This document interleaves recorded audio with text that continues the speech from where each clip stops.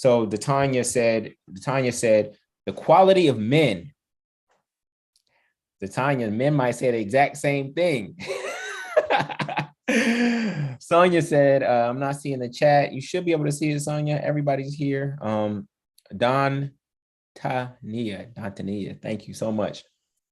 What have been your challenges in the game, family? What have been your challenges in the game? A-Star said, about to start dating back at 40. I figured I'd get some good instructions to meet someone dope like me. Yes, well, beautiful to see that you already know that you are dope soul. Welcome to the community and family. Yes, I'm not meeting people I'm attracted to. Dopeness too. She said, I'm not meeting people I'm not attracted to. I'm meeting people I'm not attracted to. All right. I think everyone has to change it to everyone. Yes. What are your challenges, family? Oh, y'all all got it figured out? Y'all all got it figured out. All right, let's do this. Relationship status. What's your relationship status? You in solitude, you single and looking, single and seeking. You just got out of something. Somebody said single AF. Rosalinda said, meeting someone on the same economic level. Single as a Pringle. Where I am mentally and spiritually. Single as a Pringle. What's your dating status, family? About to be divorced. That's all right. I'm divorced. Single. All right, cool. Beautiful. Well, let's get in this single and hopeful. I like that. Girlfriend of 6 to 7 years, 2 kids with her, 5 and 3, trying to find our fire again. I like that, Glenn. The fact that you're here says a lot. You said there's no good men out here. This man is on a webinar trying to learn how to bring fire back to his relationship. Meeting somebody on social justice oriented as myself. Good. All right, cool. Doing the work on myself so I can become what I want to attract. I love that, Tiffany. You starting within first. So we noticed that there's a lot of toxicity out there, right? In terms of this dating conversation, this relationship conversation. We got F boys and passport boys talking about what they don't like about women, and then we got boss itches, right? Boss witches talking about how they hate men and this and that, and we're like, yo, somebody this needs to stop. All right. And not only are they just talking about it, right? Nobody's actually bringing solutions to the table. And so we said that, you know what, we actually are going to finally come up with a solution that's going to help people find divine union. And we define divine union as something higher that transcends what we traditionally know as marriage. And so we're going to start and get into the presentation. If you're joining us on any social media platform, you can go to Make Dating Dope again right now, and you can see our slides. Rod's gonna pull those up right now. Queen said, yes, a lot of feminine energy out here, laugh out loud, who hate men but love us for the physical. Ooh. Need a flexible vegan that wants to build generational wealth. A flexible vegan, so diet is important to that person. All right, cool. So Rod's about to pull up the presentation and we're going to get into it, family. We're going to get into it. So again, excited to have you.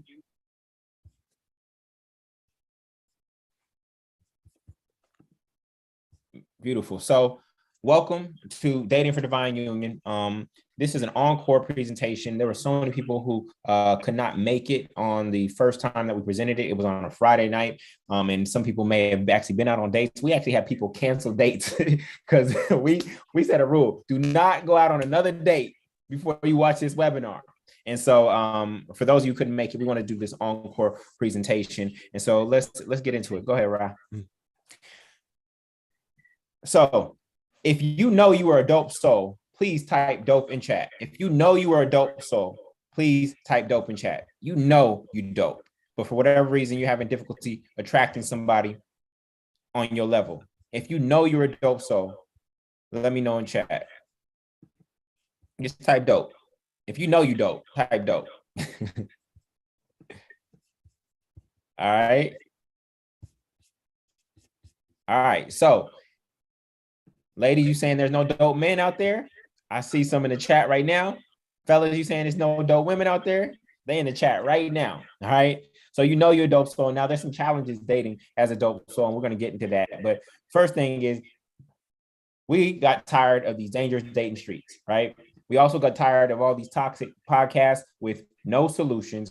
And we got tired of folks idolizing all these celebrity relationships. How many of y'all were heartbroken when you saw the situation between Will and Jada? That is like an ongoing situation and that doesn't end.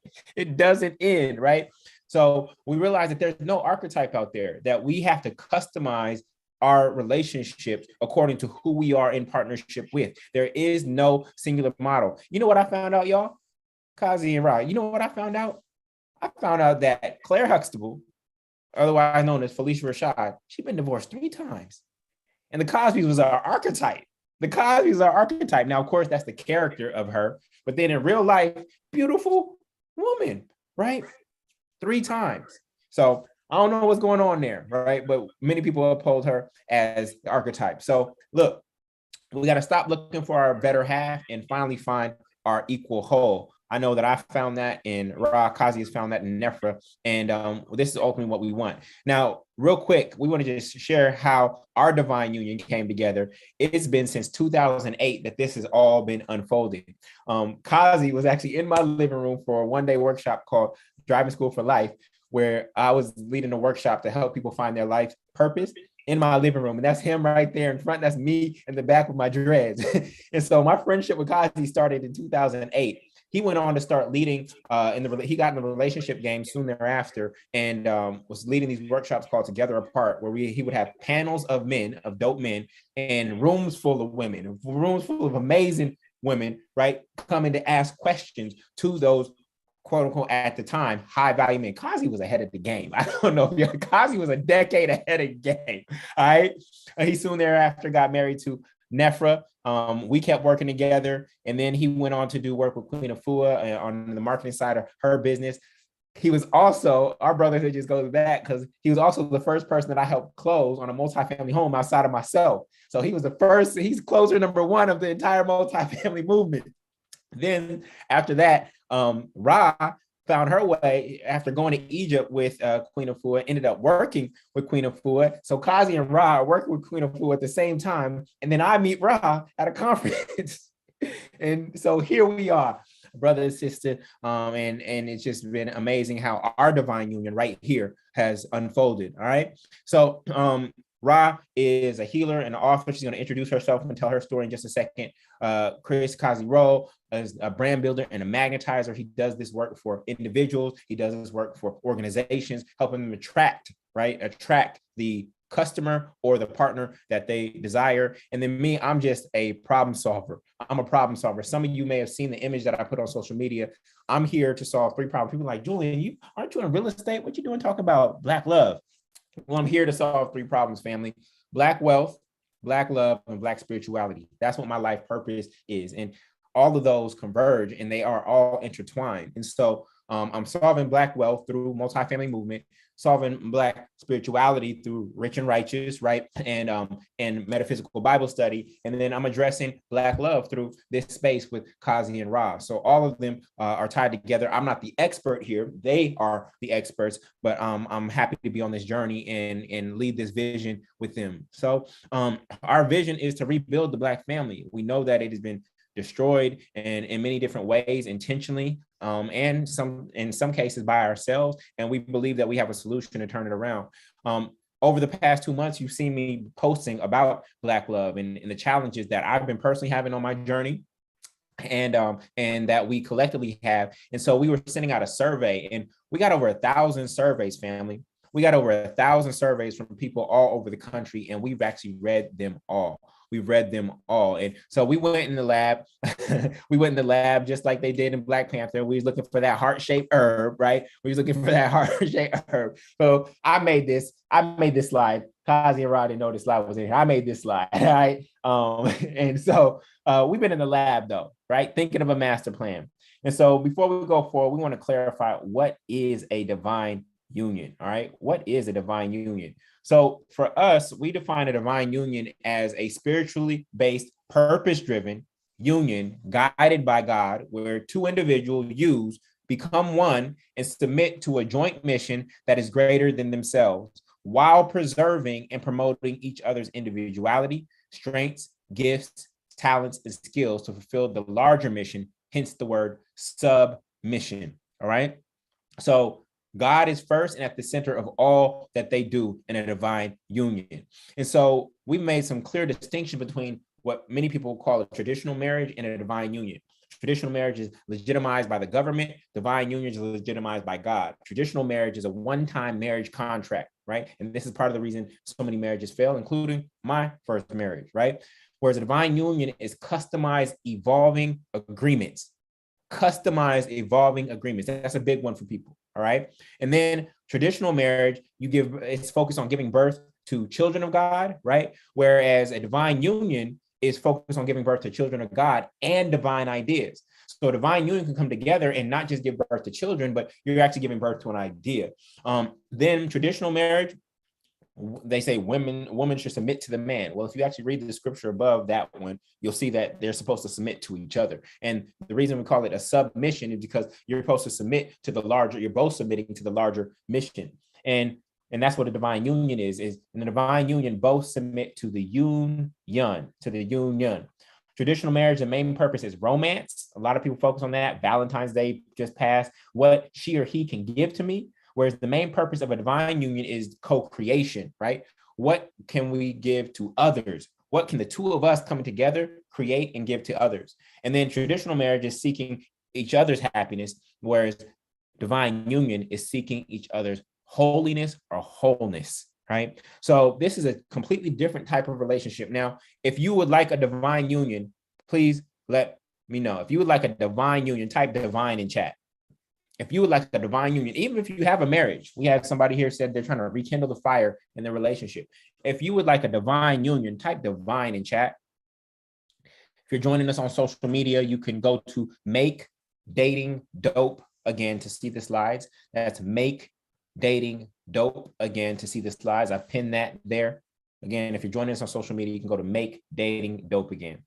All right, good stuff. All right, so we created a program called Dating is Dope, where we are guiding people through a process to heal from the past, find self-love in the present, and then attract the love or divine union that they desire for the future. And we're just so excited to be here to share this. So I'm going to actually pass the mic on to my equal whole, not my better half, right? Just listen to that language pattern. I'm going to pass the mic to my equal whole, Satrah Anuket, and she's going to introduce herself, tell her relationship journey, her story, and then she's going to pass it to Kazi so that you know who you're listening to on this webinar. So, Ra.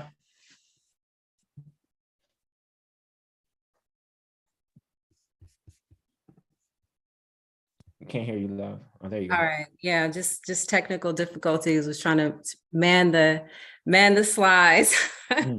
What's up, y'all? I am so excited to be here tonight and to share with you all my healing journey. I just want to start with my healing journey and for you to know a little bit about me. I know this may be some of your first times meeting me, and their question is, you know, who is this person, right? And the first thing that I would say is never judge a book by its cover. And the reason is because I grew up on a small farm in a small town outside of Paris, California, called Good Hope. And at an early age, my dad had schizophrenia. So my example of love and relationships was completely skewed, right? Because the only stories that I heard about my father is how he put my mom in the hospital, how he shot through the TV while my brother was watching Sesame Street. So this was the story and the narrative that I heard at an early age. And at the age of 14, my mom then again remarried only to somebody who wasn't physically abusive, but he was verbally and emotionally abusive. And, you know, they say sticks and stones won't hurt your bones, you know, or that words can't hurt your bones. Excuse me, I didn't get it right. But y'all know what I mean. And I actually think that words are more damaging because they have a longer lasting bruise than something physical, where a bone can heal and then you go on and then you have movement again. So at the age of 18, I immediately graduated high school, went to college, And at 21, I fell in love and met the love of my life and became pregnant, of course, right? And at 7 months pregnant, I learned that my son's father was diagnosed with schizophrenia. And you can imagine, I was like, why? Like, why me? What is happening? Like this, is this a joke? Like, God must be funny. Like, this can't be possibly happening. And so I was able to graduate, go on and go into my professional field. For 4 years later, I met and fell in love with someone again, and went half on a baby, went half on a house. And during that relationship, I developed, like, he wasn't physically wanting to be with me. So I was like, something is wrong, only to later find out that he preferred men. So I was gonna come on to, like, I'm every woman, because when I say, like, and not even that I've dated a lot of men, I can count on both hands how many people I've been with, but I've dated men on drugs, mental, emotionally abusive, physical, from cheaters, liars. I say from narcissists to nerds, right? And after witnessing a pattern in my life, I went inward to find solutions. And I saw how this reoccurring pattern was partly caused by me, and therefore it could be changed by me. So I went on a personal journey to really heal. And that personal journey ultimately became my book, From Fear to Freedom, as I was journaling. And that book is about utilizing the 7 universal laws to heal from bad relationships, drama to childhood trauma, right? And I call it From Fear to Freedom because I realized that I was living in a state of fear, not being loved, of not being good enough, of not being attractive and pretty enough. Like, I'm gonna stop right there and tell y'all that I had issues with thinking that I was attractive. Yes, it's real. And it's because it literally is an inside job, and of getting cheated on, right? Of getting left. I mean, if Halle Berry and Beyonce can get cheated on, it ain't got nothing to do with looks, right? It has to do with everything that's going on inside of you and inside of the person. So I had to open the door of my own mental prison and realize that the door was open the whole time. That was really my wake-up call, was like, I was voluntarily in confinement because I was co-creating my problems. And if I could be the co-creator of my problems, then I could be the co-creator of the solutions. And life isn't random. It's not like a box of chocolates, right? Or Forrest Gump says, you never know which one you're gonna get. You have a choice. You have a choice because that's free will. That's our God-given gift. And so I had to fully understand first that I couldn't pour from an empty cup, that I was running on fumes this whole time in my life. And I started to do hiking, breath work, all indigenous healing modalities, from African to native, and over 107. And I understand that healing is fractal, right? It's a continuous process towards evolution, but it's an elevation, right? There's levels to this, right? And you can definitely get up. And that's ultimately how I pulled Jullien Gordon, right? Because I changed my point of attraction by focusing inward and becoming a disciple of self, right? Practicing that internal discipline.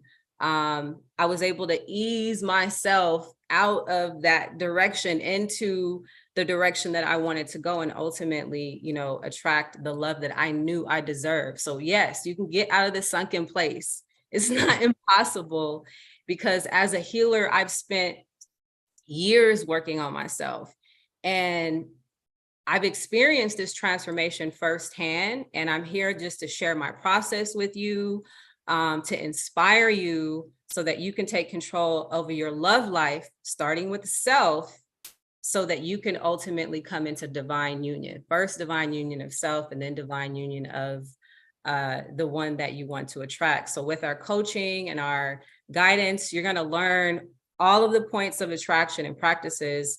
Because if I can change my point of attraction, y'all can too. All right. Peace. That's me. Oh, yeah. That's beautiful. Now, yes, it's all about doing the work. So, share a little bit about myself. My name is Chris Kazi, Rolle, like Jullien said earlier. But everyone calls me Kazi. Everybody can type "Hi Kazi" in the chat. Let me know you're listening. Uh, as Jullien said, I'm a personal and professional branding coach. I worked in the matchmaking and relationship coaching for over a decade, and I'll talk a little bit how I expanded that work. But to go back and kind of tell my journey, I'm originally from Nassau, Bahamas. Um, Born to a Jamaican immigrant living there. So my dad is from the Bahamas. My mom is from Jamaica. Their relationship didn't work out. I grew up in foster care. And when I was 14 years old, I came to America to reunite with my biological mom. And that didn't quite work out. And I grew up in the streets of Brooklyn. Um, uh, my healing path kind of started with the music business, which I worked, I started since I was a teenager working in the music, and it was a cathartic process for me. Music was just a place that uh, whether I was aware of it or not, but I was doing my own healing at that time, and that was my release. Um, I worked in the music business until about 2007. Around that time, Steve Jobs, Napster. I don't know if y'all remember that. Probably telling my age, but at that time, the music business was changing. A lot of people were trying to change careers, and I uh, was thinking about what transferable skills did I have to, find a new path. And I found that being that I worked in artist development in the music business, artist development is really personal development for artists. And so I kind of went down that lane, became a life coach, and really, dive deep into that world. At the time, actually, funny enough, the person who introduced the concept of transferable skills to me we ended up getting into a relationship, and she and I were engaged to be married, but we never made it to the altar.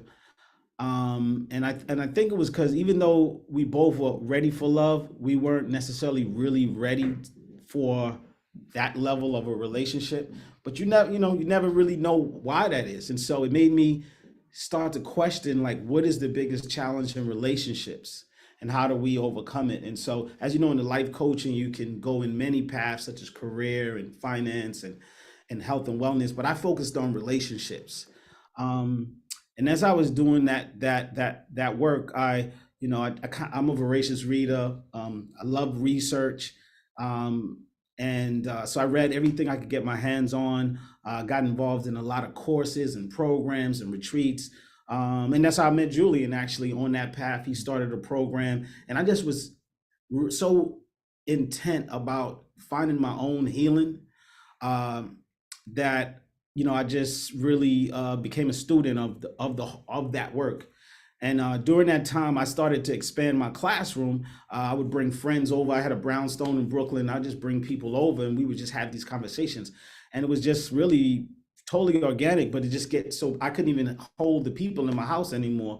So I started doing bigger events, bringing out other experts and people from therapists to divorce lawyers, people to tell their story. And during that time, I met a guy by the name of Paul Carrick Brunson, who is a matchmaker. He's one of the top matchmakers in the world, and started studying with him matchmaking because I thought that was the problem I was out to solve. Can I get, people of a certain caliber and match them together?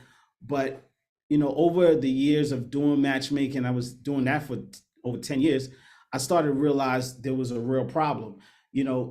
I was seeing success in terms of making the matches because, if a lot of you, not a lot of people are aware of what exactly a matchmaker does, but same thing you do on a dating site, a matchmaker is basically a real life dating site. They are, you're putting in what your specifications are. Hey, can you find me people with these particular specifications, and then my job is to go and sift through all of the noise and the nonsense out there and find, hand pick the right people and present them to you. But that wasn't deep enough. I started to realize, similar to myself when I was engaged, that people needed to be ready to get into a relationship. And so and that's where I focused in, is like, your brand, how you show up in the world is probably more important than the relationship itself. Because if you come right, like Rob worked on this, I've worked on myself. If you get yourself right, then the relationship can really, really work, So any event, so when I got the call from Jullien to do this work, and and knowing Rob's work, it's just like, all right, this is a problem that we really need to solve. And I could see the importance of being relationship ready. So I'm just excited for all of you who are here, for what's in store, and for those that take the next step. I'm so excited to see what you create in your life. So yes, I guess yes, we can yes. get it started. I just wanted to add that, Kazi, you're the ultimate magnetizer, because this is another fun fact, is Kazi actually helped brand my book. So my photo shoot, and in terms of image and being able to get a creative artist's vision across into life, Kazi, I give thanks to you for that. Yes, yes, beautiful. So let me go into the goal of this webinar. I was going to share the screen. So the goal of this webinar is to give you a brand new approach to love and dating, to make sure that your next relationship is your healthiest one. We wish that we could guarantee you love, right? We wish if we could guarantee love, we'd be selling that by the boatload, right? But what we can guarantee is that if you follow the process that we're going to teach you and show you, that your next relationship will be healthier than the one you might have just got out of here in the past, right? And so that's really the focus of this. And in order to achieve that, we believe a few things. One, you must heal from the past. Two, you must learn to love yourself in the present so that you can attract the right partner in the future, right? This is really the key step. So we have to go back to the past. Some people get out of relationships and they just jump into something else, right? They jump from the frying pan to the fire, as they say. But there's actually healing that needs to be done from that past relationship. And some of you have not done the work yet. Right. And this is why you find yourself repeating the same negative pattern over and over and over again. Then, secondly, you have to learn to love yourself as is right now in solitude. That's self-love. So that's the second step. And then once you've done those things, then you can start to attract the right partner for the future. So if you are ready to go through those 3 steps, please type ready in chat. Please type ready in chat. You're ready to go through those 3 steps.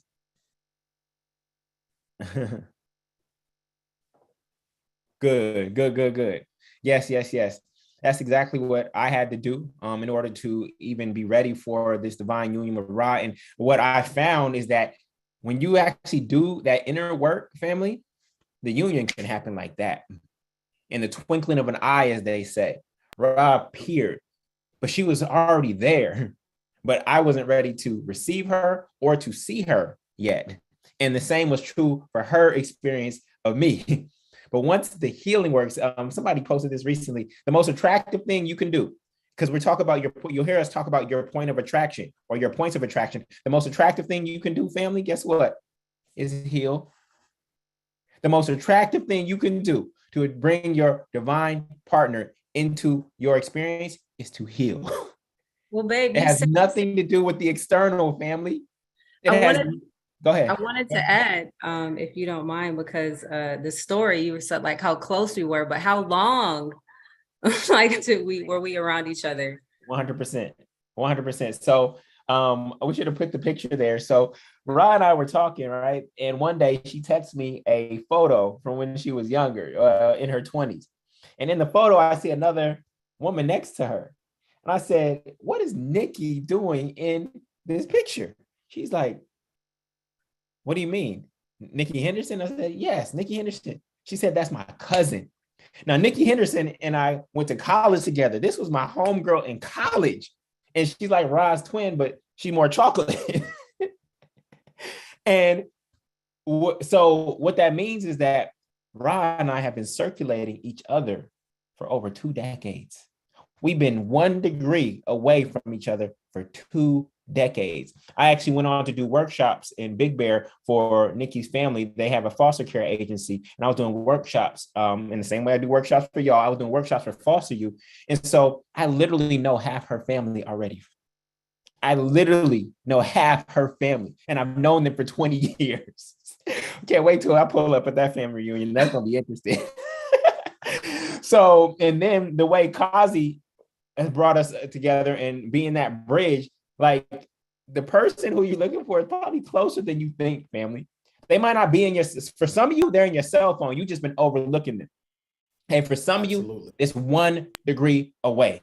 For some of you, it's 1 degree away. And once your point of attraction is strong enough, all of a sudden it all appears. And what do I mean by it all appears, family? Listen to me. Do you realize that the iPhone was here when the pyramids were built? This is what I need you to understand. The iPhone was here when the pyramids were built. All of the raw materials that are in the iPhone existed when the pyramids were built. But as Kazi referenced Steve Jobs before, there wasn't a mind to see it yet. But everything needed for the iPhone was already there. There was just no mind to grasp it yet. And so the same is true for your experience. The person who you're looking for, you know, they're already born, right? They're already born. They're here somewhere. Imagine when you lose your keys in your house, right? And your car is in the driveway. You know the keys are there and you search differently. But some of you have got to the point where I just don't know where my keys are. I don't know if I'll ever find my keys. But when you lose your keys and your car's in the driveway, you know they're in the house. And so you search because you know it's there. We need to get you to that level of searching where you know that if you exist, they exist. That there is somebody who is on your frequency that is looking for you as much as you are looking for them. All right. So I'm glad that you are ready. Jullien, you speaking my story as you tell us about right. Good. This is a universal story. This whole love thing is a universal story, but I think Hollywood has led us a little bit of astray. Hollywood doesn't show you the parts that you need to heal. Hollywood doesn't show you the parts where you are enjoying yourself alone, with the exception of Eat, Love, Pray, where I think, she went on a trip by herself. That's like really the only example of a self-love story in many ways, or maybe y'all educate me. Are there any other self-love stories out there that I'm not aware of, like self-love, where it doesn't involve another person, where the movie is just about this person loving themselves? I don't think there's many. I see Kazi looking up at this guy like, oh, no, I'm thinking, right? They don't show you those steps of the healing journey and the self-love. Good Will Hunting, there was some healing he had to do before he was able to be in relationships. Forrest Gump a little bit too. Waiting to Exhale. Okay, cool. So let's get into some of these myths, family. Let's get into some of these myths. The first myth. Share your screen, Rob. All right. First myth, okay? First myth is I need to start dating. I need to start dating. Some of y'all been out the game for a minute. Either you got hurt by somebody, you got divorced, and you're like, I give up. Some of you just have not been in the game at all, or you just busy focused on your career. If you are out the game and you know the reason, if it's divorce type divorce, if it's I'm scared of these dangerous dating streets type scared, if you just career focused right now, if you mommy or single daddy focused right now, type that in. What's kept you out the game, sitting on the sidelines? Scared mom, career scared, focused, scared. We appreciate the honesty, family. We appreciate the honesty. All right. So listen.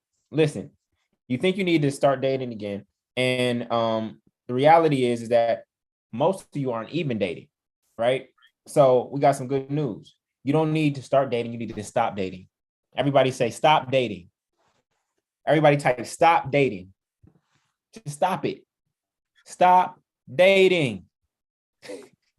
Stop dating. Just stop. Okay? Because dating hasn't worked. Okay? What did Einstein say? Einstein said insanity, right, is doing the same thing over and over again, expecting different results. So you keep on dating, you keep getting the same results. You keep on dating, you keep getting the same results. You keep on dating, you keep getting the same results. And so what do you need to start doing? You need to start interviewing. You know how many questions this woman asked me, y'all? You know how many questions this woman asked me before I could get through her wall? Her wall was up this high on the mountain she was hiking. That's how high her wall was. She put me through an interview process, but guess what? I interviewed her right back.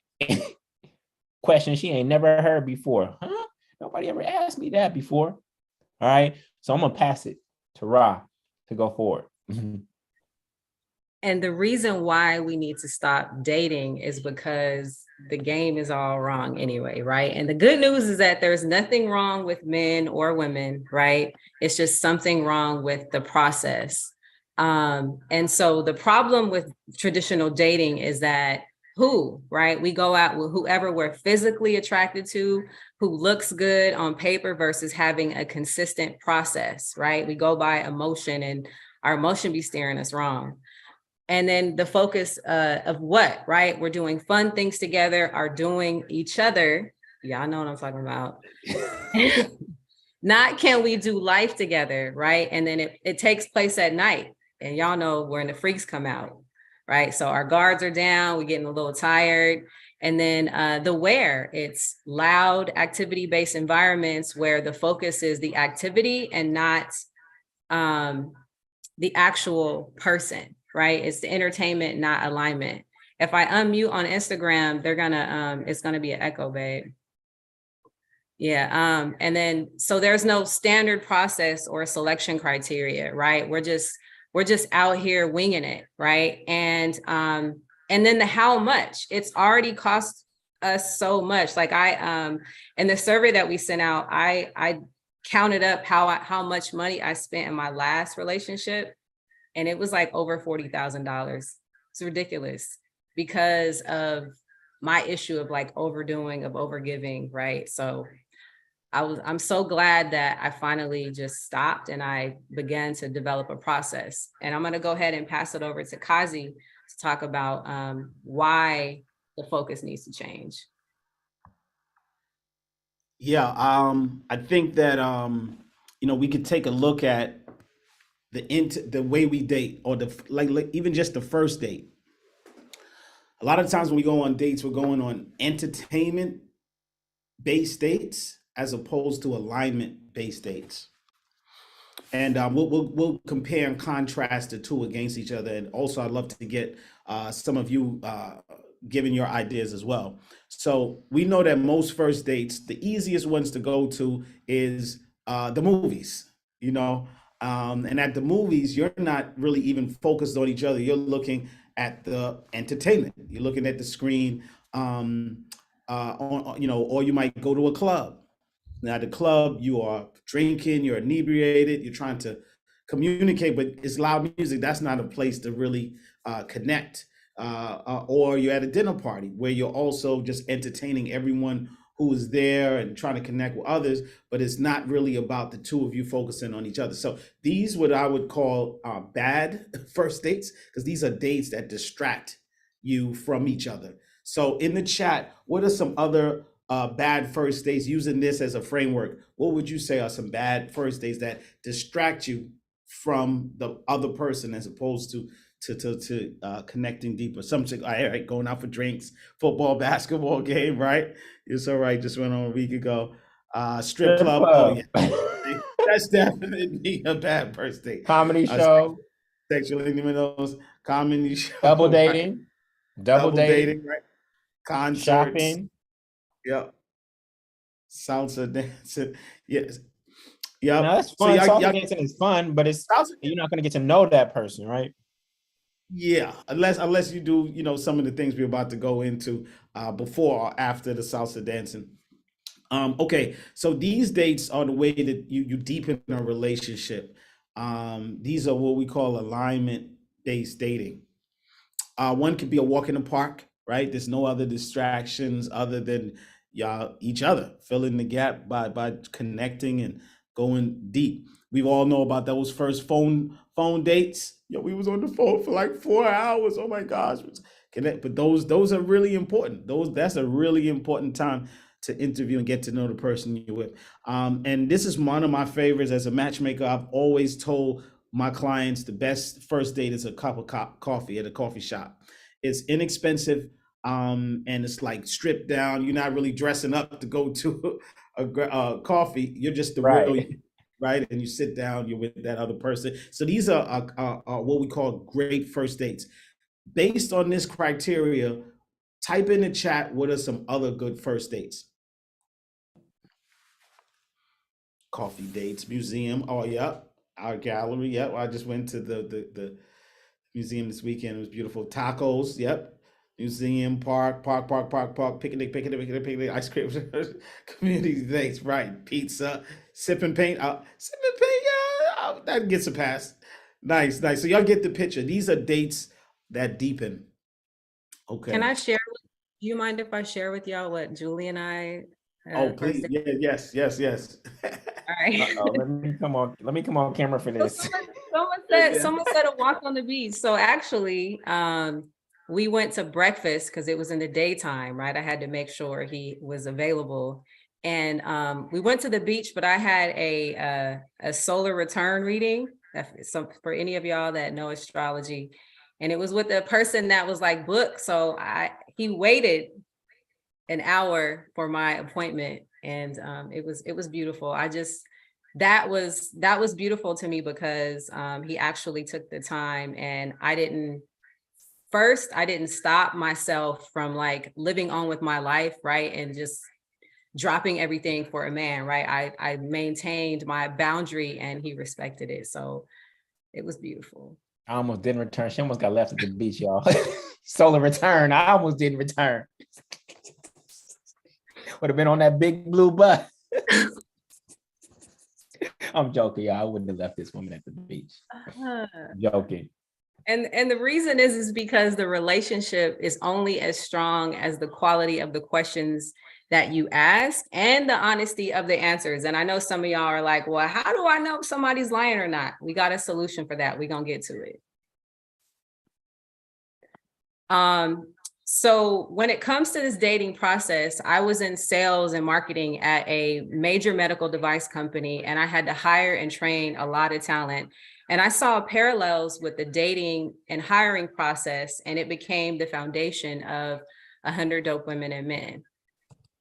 First and foremost, though, ladies and some fellas, I want to tell y'all to stop waiting to get chose. I know Disney laid it out for us and told us this whole myth and programming of how a relationship is supposed to be, but that programming is actually what is wrong with the process. So we want you to start choosing. And what does choosing look like? So when if we think about it for the interview analogy, right? Or in the interviewing process, you're getting your resume together, right? You are applying for jobs, you're interviewing, then you're hired, onboarding, and then you go through some professional development. So what does that look like when it comes to dating? That resume process is you doing the self-work, right? You're working on you. Your goal is to get into a relationship with self and love yourself enough to where you're ready to apply for jobs. And that's when you're hanging out, right? You're not technically dating yet, right? There's no title prospect.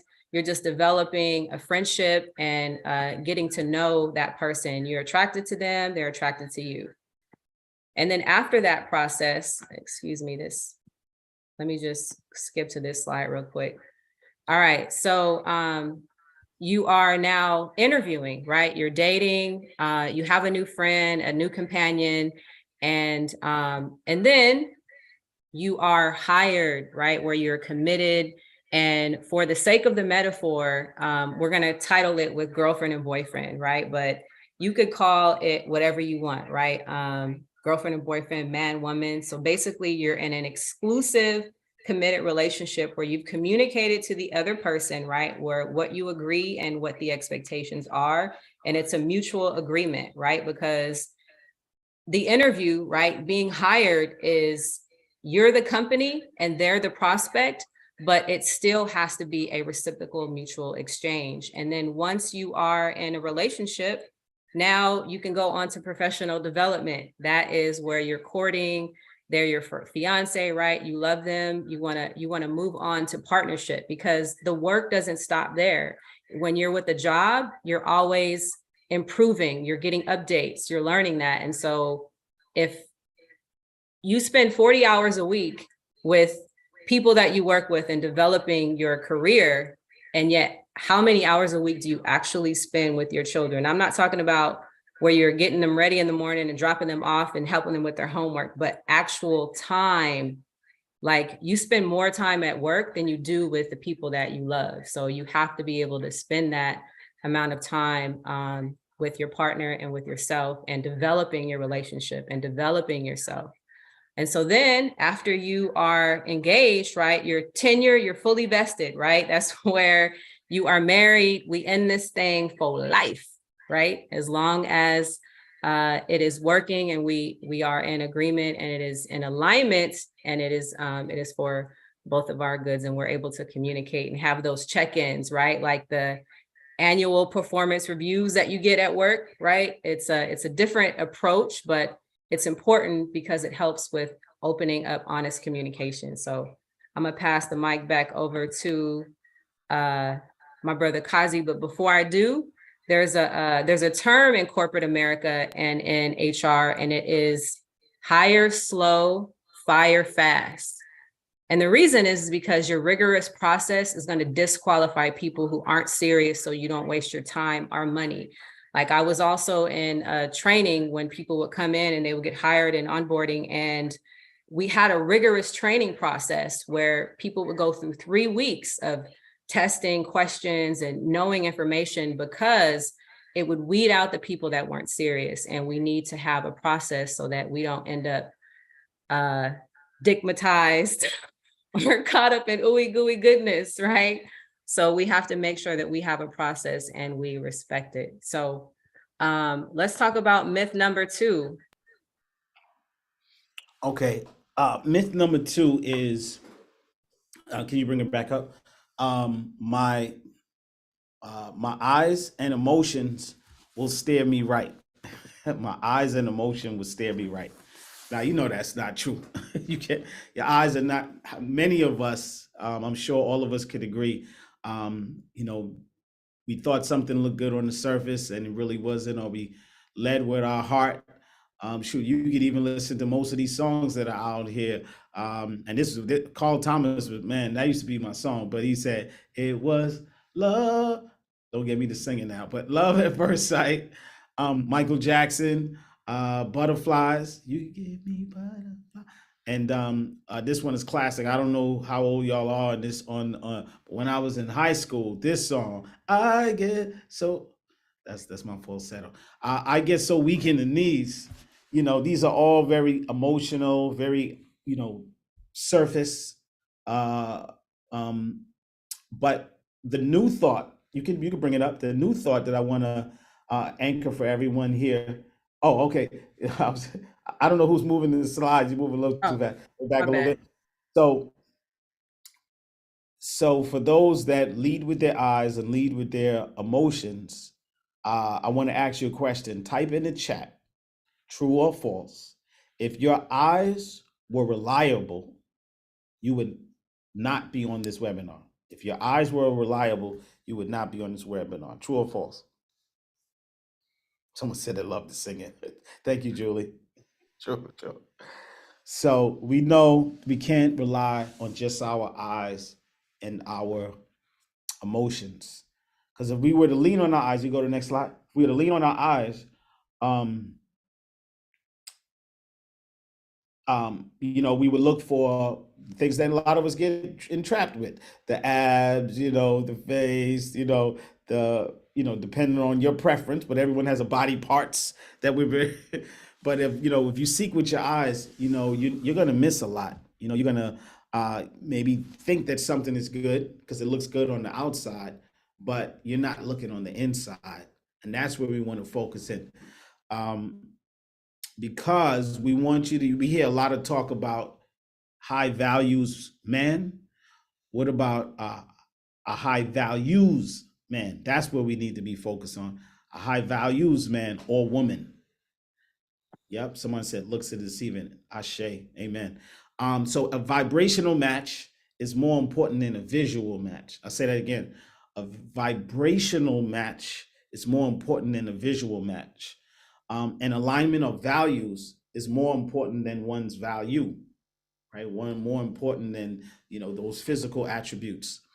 And so now here's the thing. If you believe there are no good men or women out there and all men are dogs, then when you look out into the world or someone walks up to you, that's what you're gonna see. You're gonna see, you think all men are dogs, they're gonna all be looking like Doberman Pinschers, even though Snoop Dogg kind of do look like a Doberman Pinscher. But you get the point. You're gonna see people as dogs. And so you want to expound on that, Satrah? Yeah, I'm just over here dying.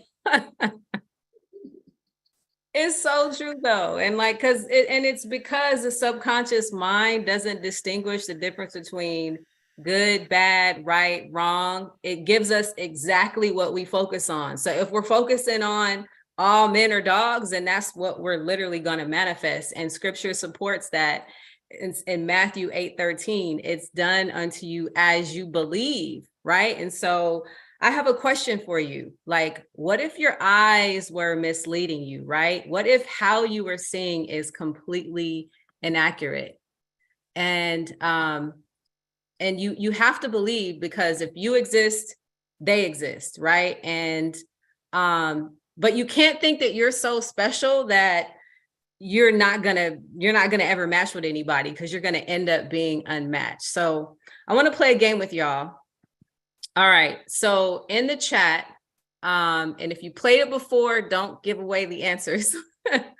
In the chat, if you tell me which line is longer, line A or B, which line is longer in the chat? All right, I can't see it in the chat. All right, A, B, okay, question mark. All right, it's like, what? I don't know what line is longer. Okay, so in actuality, the lines are the same length because it narrows at the top, right? So our perception can definitely mislead us, right? All right, let's play again. Okay, which line is longer in the chat, A or B? All right. Okay. All right. So again, right? They are actually equal. And we have to question if our vision is broken and causing us to see incorrectly, because we know that they only see as far as the light reflects, and there's a full spectrum of light. And I'm going to pass it back over to Kazi to talk about vision. Yeah. Now, a lot of us, when we look out into the world, the hard thing to accept a lot of times is what we're looking at, whether it's dating or just anything in general in life. Our perception, we think that something might be wrong out there. But what if it's your perception that's broken or that's off, and how you're seeing the world is being affected because of that? And so, sometimes our eyes lie to us. We've all heard the saying, we've all said it, I have to see it to believe it, but I challenge that idea, because when I think about my own journey coming up, I didn't see what I have. I realized that I had to shift my own belief system. I had to work on myself and how I was perceiving the world, seeing my own brokenness, and work on myself. And then I was able to manifest because I believed it. I believed it. And through that belief, I was able to see it. And so I want us all to, you could go to the next slide. I want us all to, work, our language a lot of times is what's, if you go back once, our language a lot of times is what is limiting us. So instead of saying, I have to see it to believe it, I want us all to put in our pocket or in our language, I have to believe it to see it. Ashe? Ashe, ashe, ashe. And there's a couple of things that we want you to do. First, we want you to release any hasty gender generalizations, right? So that means you're going to stop saying all men this or all women that. You're going to stop saying all men should do this or all men should do that, or they should be doing this for me or that for me. And women always do this and men never do that, or very few, because your language is limiting you, right? We know that the power of life and death is in our tongue, literally, but we're speaking all these things over ourselves and our lives. And it's because our perception is our reality, right? So if you're thinking that there's no good men or women out there, then that's going to shape your perception and you're not going to see them, even if they were right there in front of you for 20 years, right? And so that's going to shape your action and your behavior and your patterns, and it's going to leave you with a biased perception and you're going to end up being frustrated. So I got a challenge for y'all. For some of you who said that you're ready to get out there and start dating, I'm sure you have a list, right? You have a list of all of the qualities and characteristics that you're looking for in a person.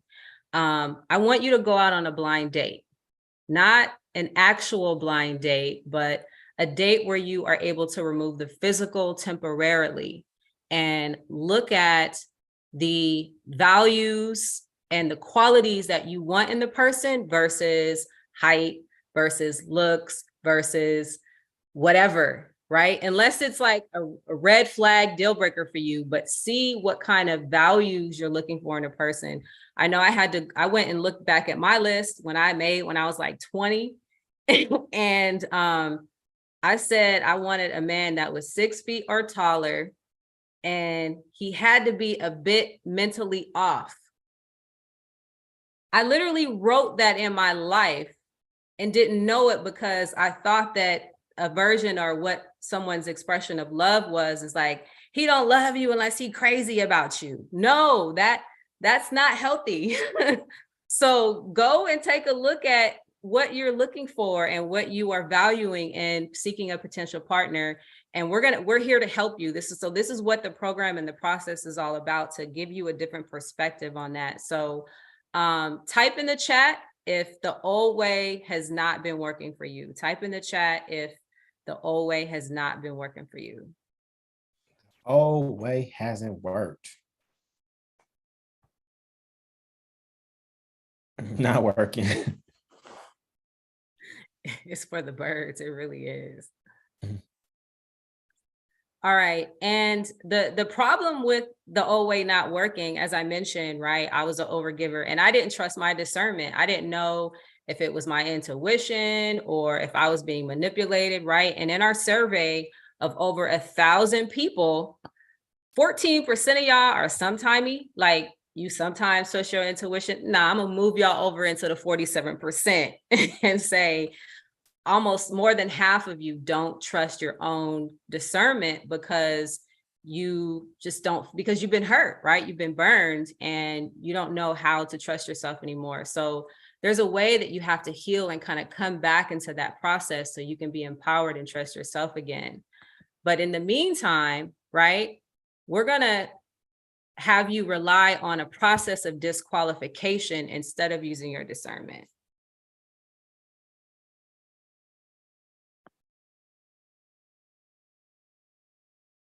So that means that, oh, go ahead, Kazi. No, just echoing what Ross said, the process has to make the decision. The process has to make the decision, because we just said that most of us, when we're honest about where we are, we can't trust our feelings, can't trust our eyes. So we have to we need a process, a tried and proven process that, all right, we're going to let the process make the decision, not our perception. Now, it's not that you're, looking for people to fail, you want someone to make it through, but you want to trust the process.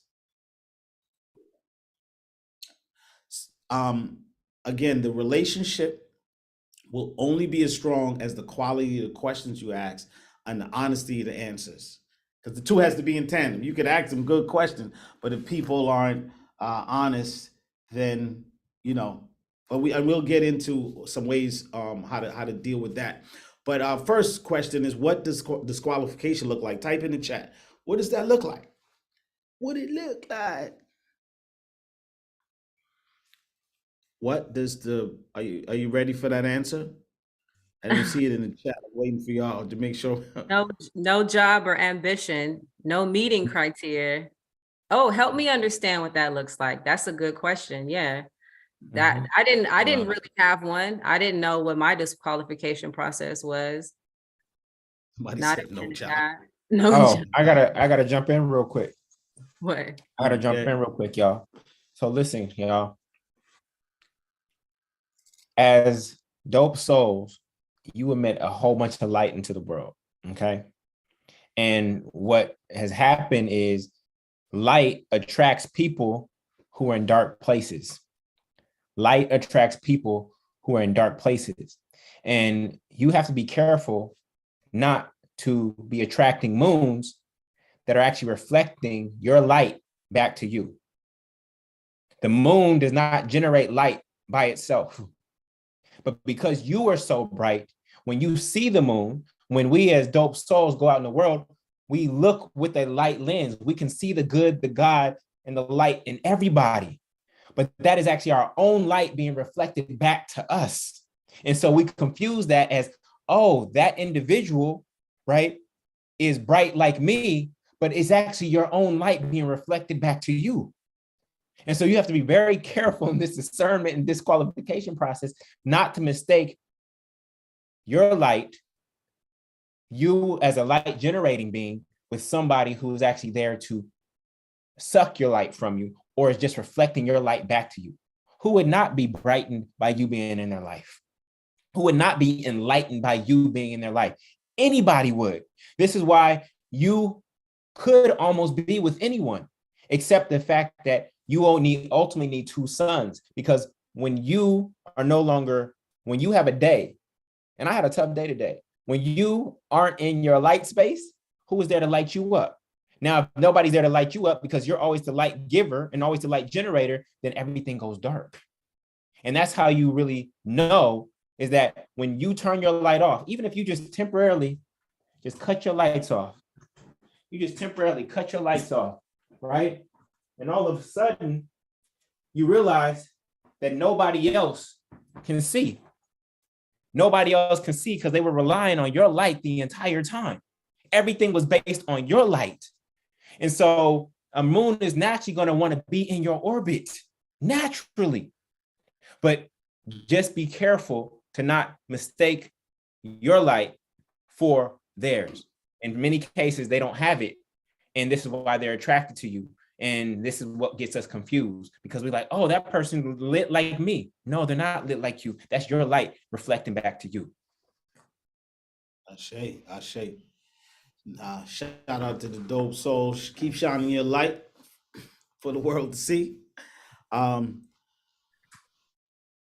totally co-sign that. You want to bring the slide back up? Absolutely. All right, so let's go into how do we disqualify? How do people get disqualified? Here's a list. Number one on the list of what disqualifies someone is not willing to go through a vetting process. And I mean, it just is what it is. If you're not willing to go through that process, they may be cute, they may make you feel butterflies, but it's a no-no. They just disqualified themselves. If they want to rush the timeline, start skipping steps. Felt like I knew you in another life, sister. Lying. I saw this in the chat. Lying, not keeping their word. I heard someone else say inconsistency. Someone who ghosts you and just disappears. Someone who's consistently late. Someone who keeps you isolated, never inviting you into their world. Only making themselves available after 6 p.m. We know what that's about. And them never initiating. Always you're always the one texting, or when we're going to see each other, or you'll call them first. Actions speak louder than words. So, trust with what they're telling you.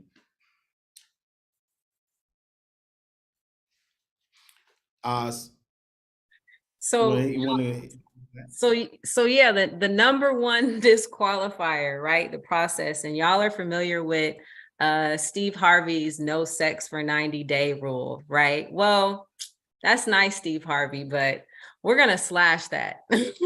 And the reason is because you have to actually know someone before you decide to have relations with them, right? And so in Genesis, it said that Adam knew Eve, his wife, right? And so we know that that refers to relations, right? But these days you can go on a 90 dates, get a 30-minute date. Okay, we did 90, now we're getting it. So we don't want to do that, because sex too early clouds judgment, right? You become blind to the red flags, right? That I mentioned earlier, getting digmatized and caught up in all the goodness, right?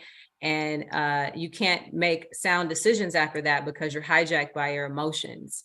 So the only way to know someone is by spending quota with them. And quota isn't like a number that you have to get to in terms of financial. It is quality, unfiltered, one-on-one time aligning.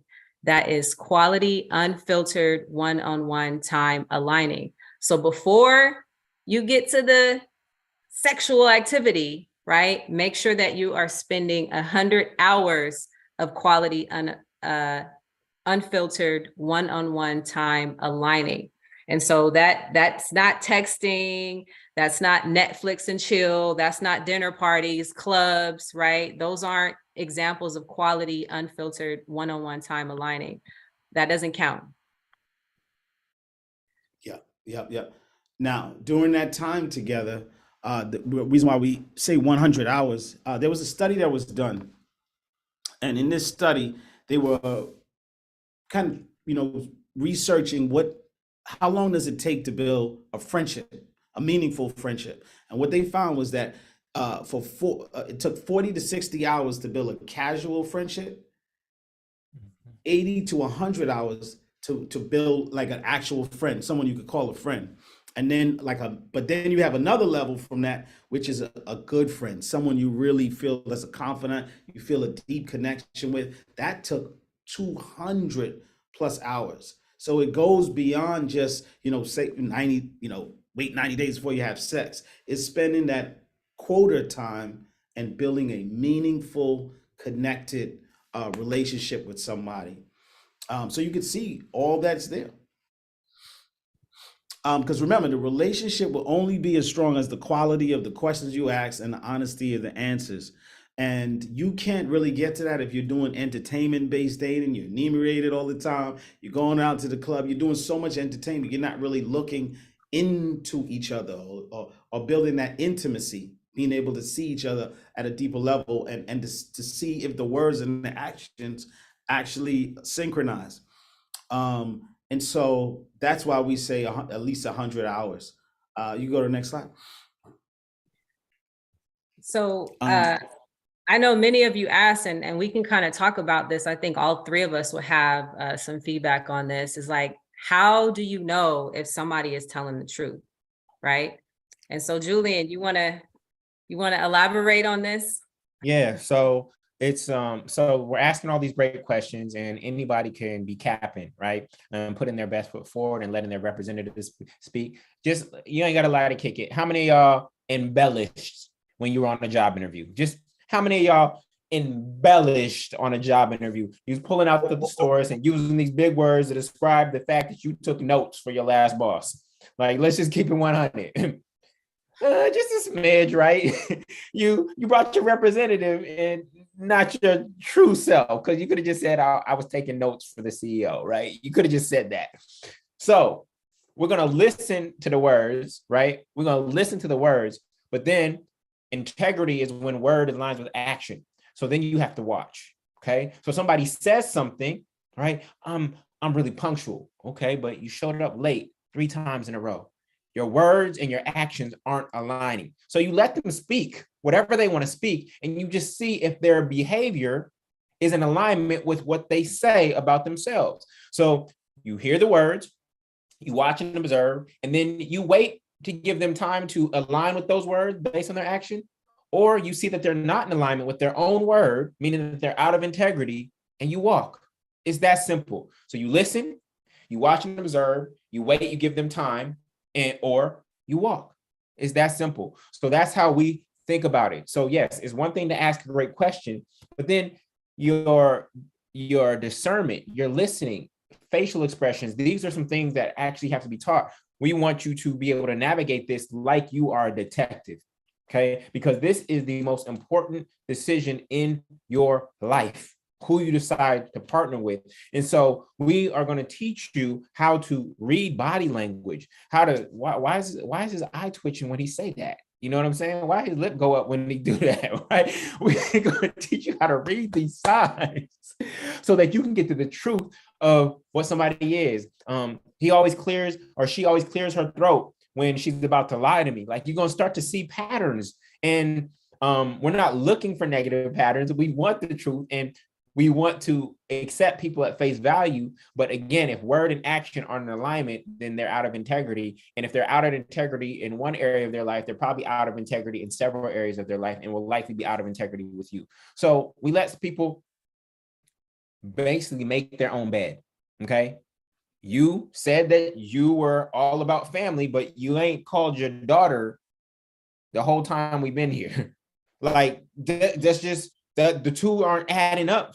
They're not adding up, right? So this is just how we teach you to take somebody's word at face value, but then see if their actions are in alignment. Right. Ashe. And in addition, the other thing we offer is the questions that you ask, because it's not just any questions, it's a series of specific questions. And those questions happen at particular points in the relationship, which we'll get into. But the idea is that during that quota, during those 100 hours or 150 hours, you're trying to get to the big question, right? Ultimately, that's where we all are headed, and why it's so important to spend the time. Now, when during that time, there's 4 questions that really lead to compatibility.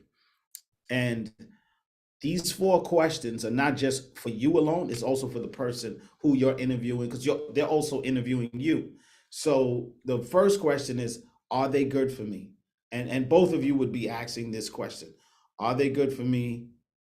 And the other person is saying, are they good for me? Now, if the two of you are yes, that's good. That's progress. We're compatible, right? But this is the selfish question. Now, the next level from that is more of a selfless question. And that selfless question is, am I good for them? Now, this part, man, it's kind of revolutionary, because so many of us are so only focused like, what's in it for me? But that's when you've grown, because sometimes you might love someone, you may think they're a good fit, but if you really kind of practice empathy and look from another person's point of view, you might not be good for them.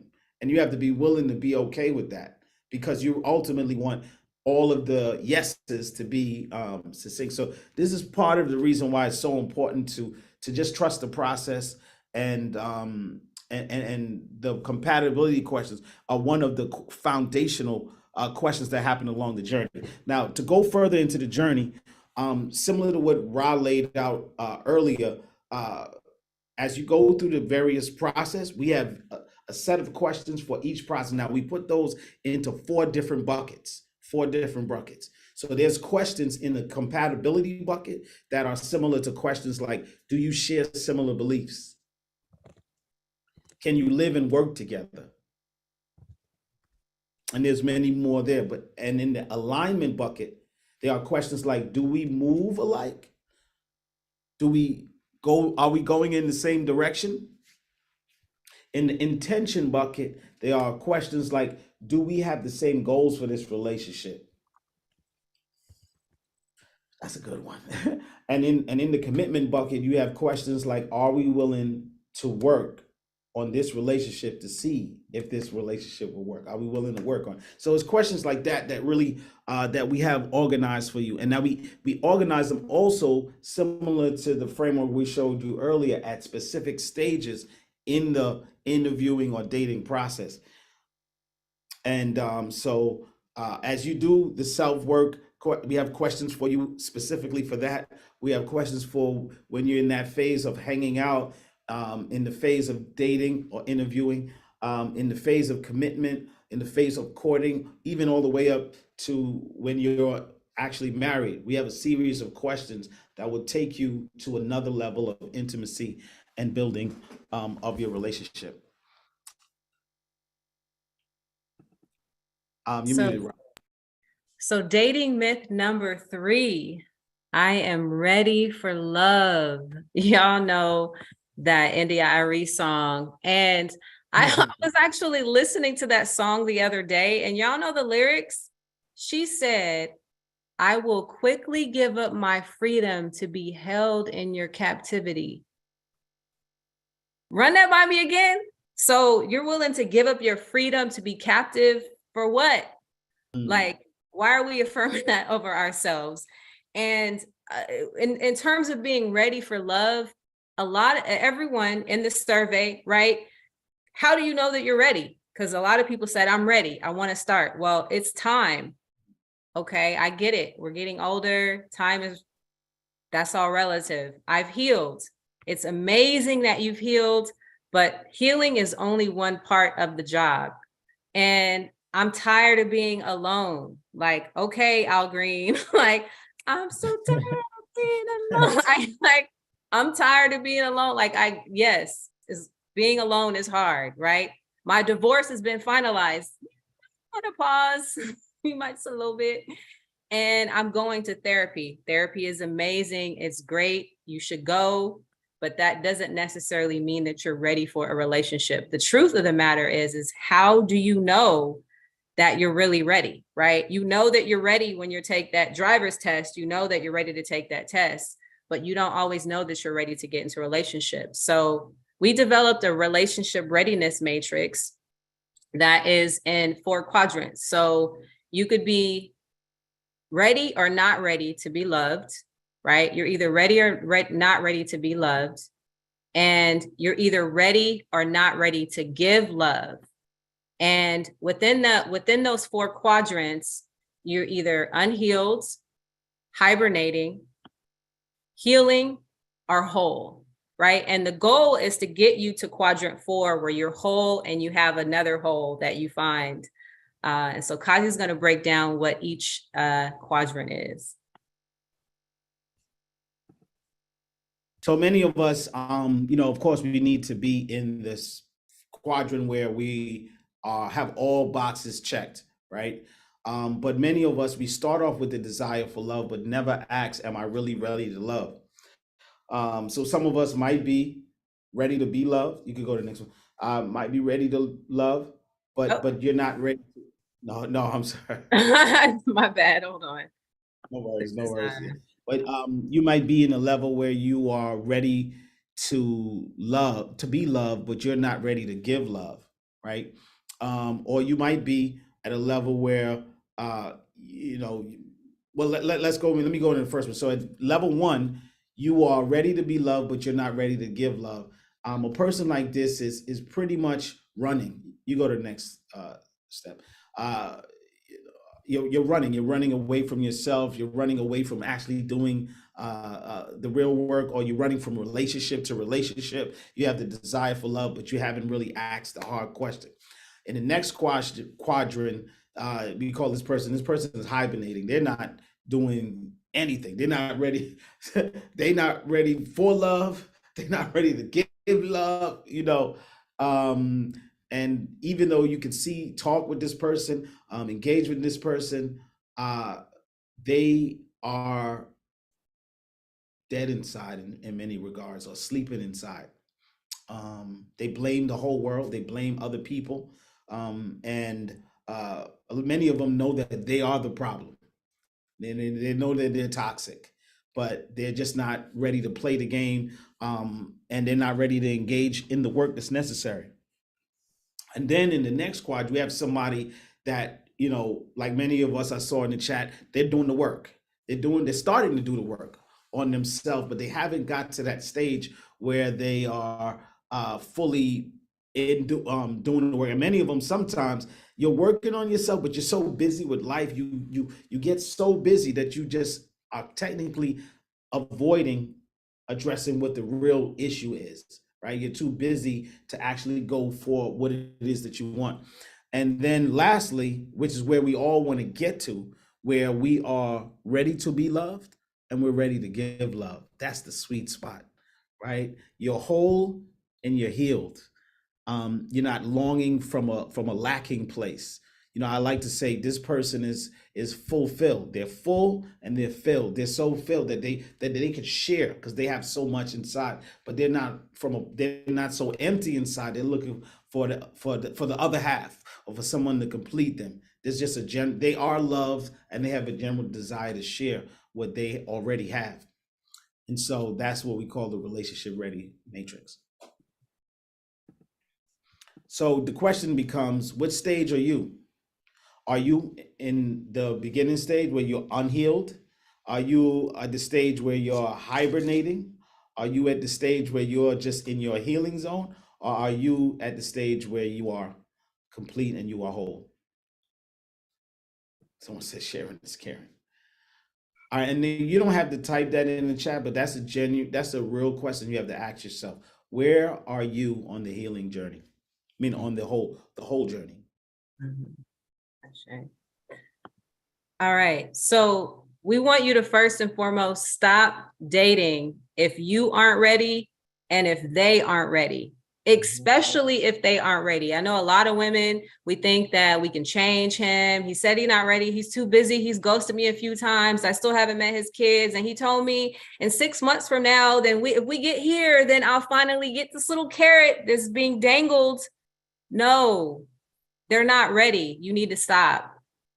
And especially if you're doing that to somebody else. Yeah, and I gotta jump in real quick and say, ladies, and fellas, but I can speak because I understand, man. If a man's not ready, he's not ready, and there's absolutely nothing you can do or say or change to make him ready. So you would eliminate 90% of your problems if you were able to discern whether he's ready or not. I was ready. And Rock could see that I was ready. I wasn't playing no games. All right. But a lot of brothers are not ready, and the signs of unreadiness are clear. But ladies, I'm gonna flip it on y'all. Some of y'all are not ready. And it's in part because some of us brothers have hurt you in the past and you haven't healed from that. Now, why should I have to go do work for actions that somebody else did against me? I know it does not sound fair. I had to go to Al-Anon, which is, Al-Anon is a group for children of alcoholics, right? Or relatives of alcoholics. So I have an alcoholic parent, and I have to go heal because I had an alcoholic parent. I didn't drink any alcohol, right? But it's work that I had to do so that I could actually have a healthy relationship and not let my relationship with my mom affect how I show up in my relationship with Ra. So it sucks that it's this way, but I'm glad that I made that investment. I'm glad that I was going to those Saturday meetings, right? Because if I didn't heal that relationship, then guess what? It would show up and it would continue to manifest in every relationship I had with woman going forward. Okay. Why it's designed that way, I don't know, but it is.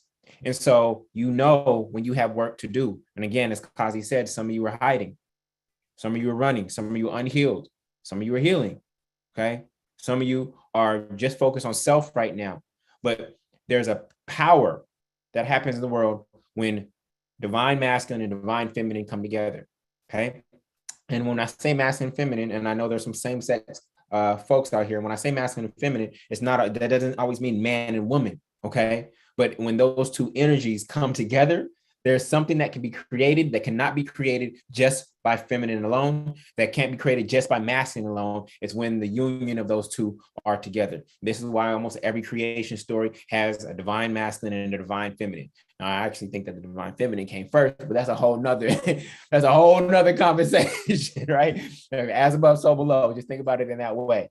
Okay. So yes, to the unhealed, you are still in pain. Pain is just feedback. You have to forgive yourself and past partners to avoid repeating negative patterns. You cannot move on to another relationship when you haven't forgiven your past partner. Please don't do it. Please don't do it, because you will be projecting what happened over here into the new space. This person could be perfect for you, but you'll be taking that baggage with you. What Erykah Badu say? Bag lady, you gonna hurt your. Okay. To the those who are hibernating. Hibernating is a beautiful stage of solitude. After my divorce, I went into a period of solitude. Okay, and it's been good to you, but we want to make sure that you you've reached a place of self-love, not safety. Some of you are hibernating to just be safe, because you know that if I'm not out in these streets, I can't get hurt. So you're hibernating out of a sense of safety, not hibernating out of a sense of self-love. We want to get you from safety to self-love. Then, to those of you who are healing, you may think that you're healed. There's no other way to know that you're healed except this.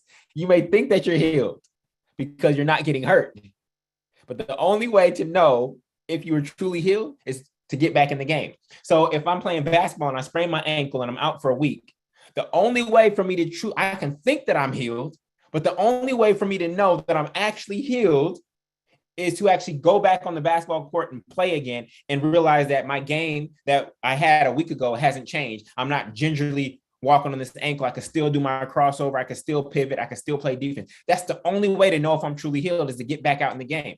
Because otherwise you could say, look, I'm going to go up on this mountain. I'm going to meditate. I'm going to pray. I'm going to be a monk. And I'm going to think that I'm healed. But then you come back down the mountain into the real world and it slapped you in the face. And you realize you weren't as spiritual as you thought you were. Okay. So that's really the only way to know if you are healed. And then finally, those of you who know you're whole, you are ready to begin attracting your other equal whole. They say equally yoked. And that's a metaphor from cattle, like two cattle being equally yoked, carrying something together. You are not cattle. Okay. So we want to be equally whole. Okay. You're not looking for your better half. You're looking for your equal whole. And we want to give you a process to avoid parasitic partners and from you attracting more moons that are reflecting back your own light to you. Okay. So go forth. Go forth. So your discipline and discernment, type yes if your discipline and discernment in regards to decision-making while dating has been an issue in the past. Type yes if your discipline and discernment in regards to decision-making while dating has been an issue in the past. Me. Right? Next. Type me if you know you need to open your heart up a little wider so that you can love and be loved. Because if your heart is closed, love can't get in and love can't get out. Oh, and it's scary to open your heart. It's like, I get it.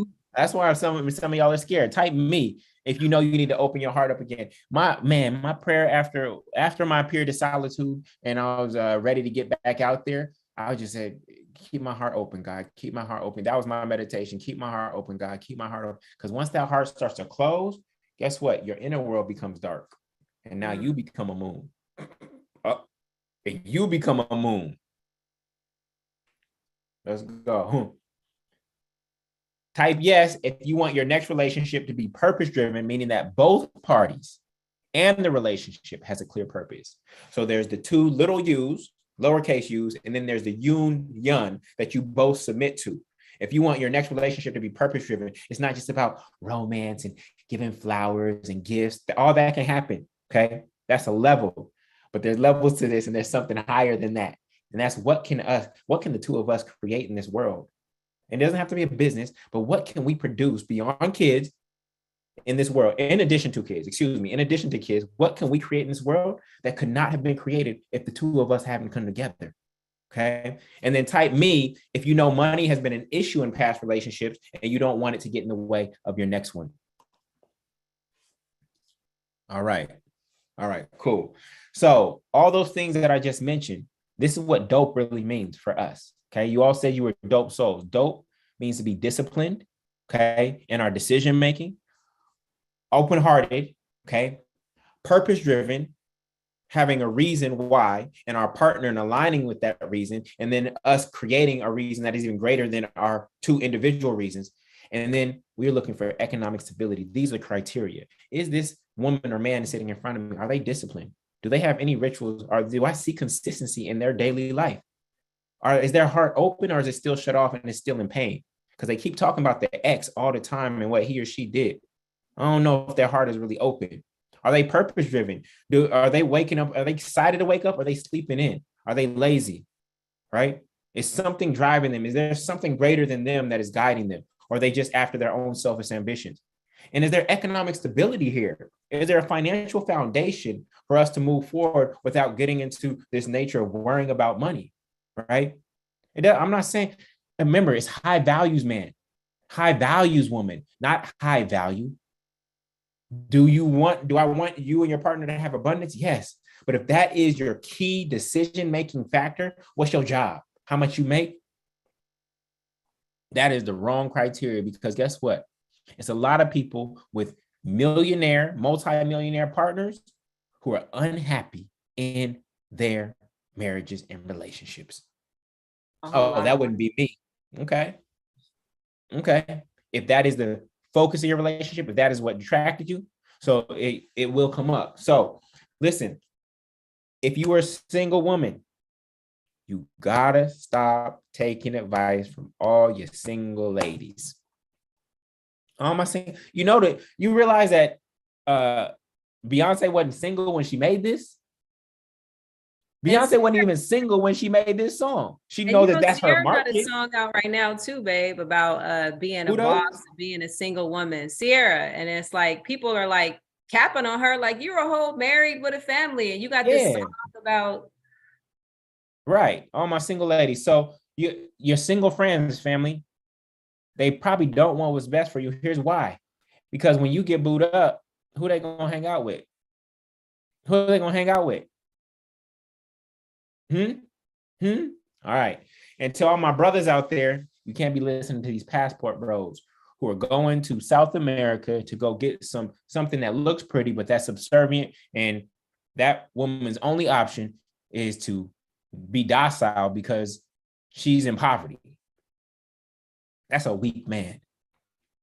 That is a weak man. I'm not taking advice from a weak man. Okay. So turn off these toxic podcasts that are only talking about the problem and nobody talking about solution, right?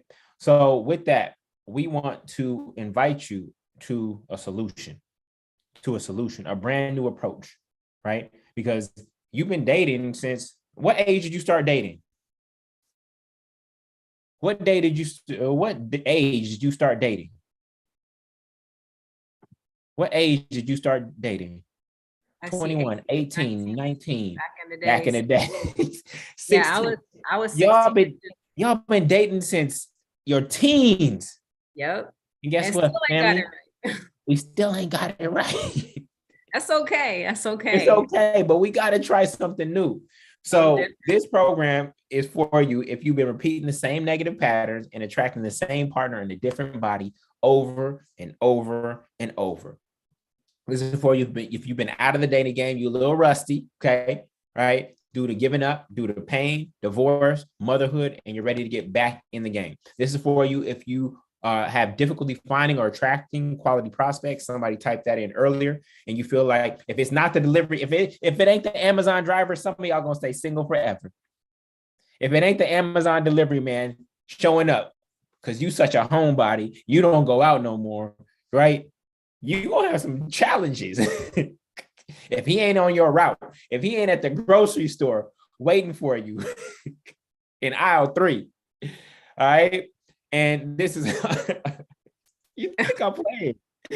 And this is for you if you have no problem attracting prospects, right? Some of y'all are good at attracting, right? But for some reason, they don't end up in long-term commitments. Why? Babe. Why? We got to figure out why. Yeah, go ahead. I just realized that it's not the milkman anymore. It's the Amazon driver. Right, right. The milkman used to be in there getting it. Milkman used to be in there getting it. He making the next stop, delivering his packages at the next house. Delivering his milk by the bottle. See, we're equally corny. They say equally yoked, we're equally corny, y'all. So I think y'all can see that. Y'all don't want to hear our conversations with me. You not want to hear our conversations. All right, keep going. Keep going. Hold on. So the goal of this program is to make sure that your next relationship is your healthiest relationship yet. All right. Again, I wish we could guarantee you love. We can't, but we can guarantee that your next relationship is more loving than the past one if you follow this criteria that we're going to teach you. If we follow this dating process that we're going to teach you, you won't make the same mistakes that you made in your own decision making. Because listen, if you've had 5 failed relationships, okay, or I don't call any relationship a failure, okay, but if you had 5 relationships that didn't end up with the result that you wanted, guess what? It can't be the other person all the time. I have to repeat that. It cannot be the other person all the time. It has to be something about your approach and who you're choosing. So you saw me post today, like people be like, oh, he cheated on me, she cheated on me, this and that. But what about all the times you cheat on yourself? You cheated on yourself. I'll take accountability. I cheated on myself when I let my eyes lead me. I cheated on myself when I had sex too early with that person. I cheated on myself when I went against my own intuition.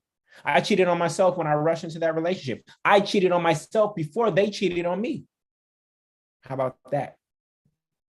If you're not ready for that level of accountability and you just want to continue to blame the other people, then this program is not for you. That's the one person that this program is not for. If it's always their fault, I cheated on myself. How about when you didn't exercise this morning? Guess what you did? You cheated on yourself.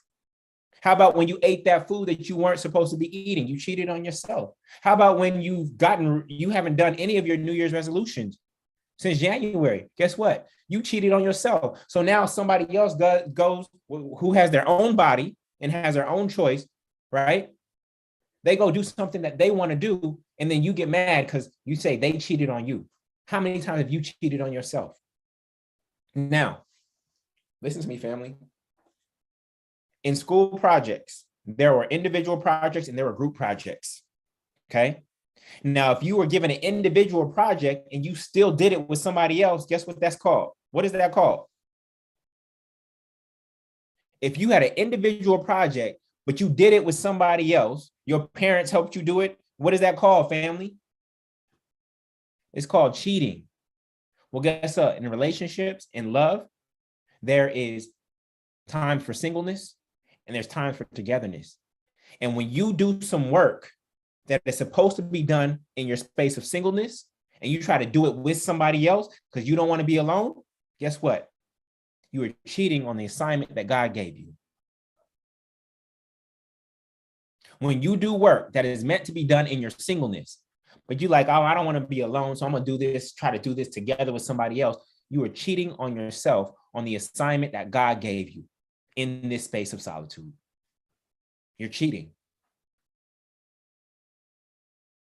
Okay? And so there's some work that you have to do by yourself before you can do any group projects. Ra and I have done our work by ourselves, and we got permission then to go do a group project. This is actually one of our group projects. What we're co-creating here is one of our group projects. We're giving a divine union gives birth to something that is beyond kids. We both have kids separately already. But there's some individual work that has to happen first. All right. So go ahead, Ra.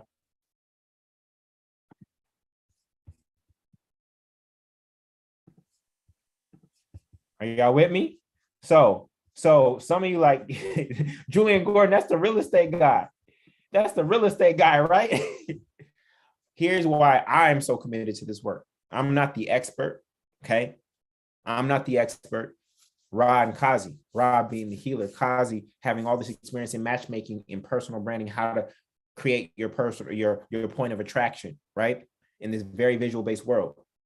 But why I'm committed to doing this work is because I'm here to solve 3 problems: Black wealth, Black love, and Black spirituality. And you see me doing that in every single domain. This is my purpose, right?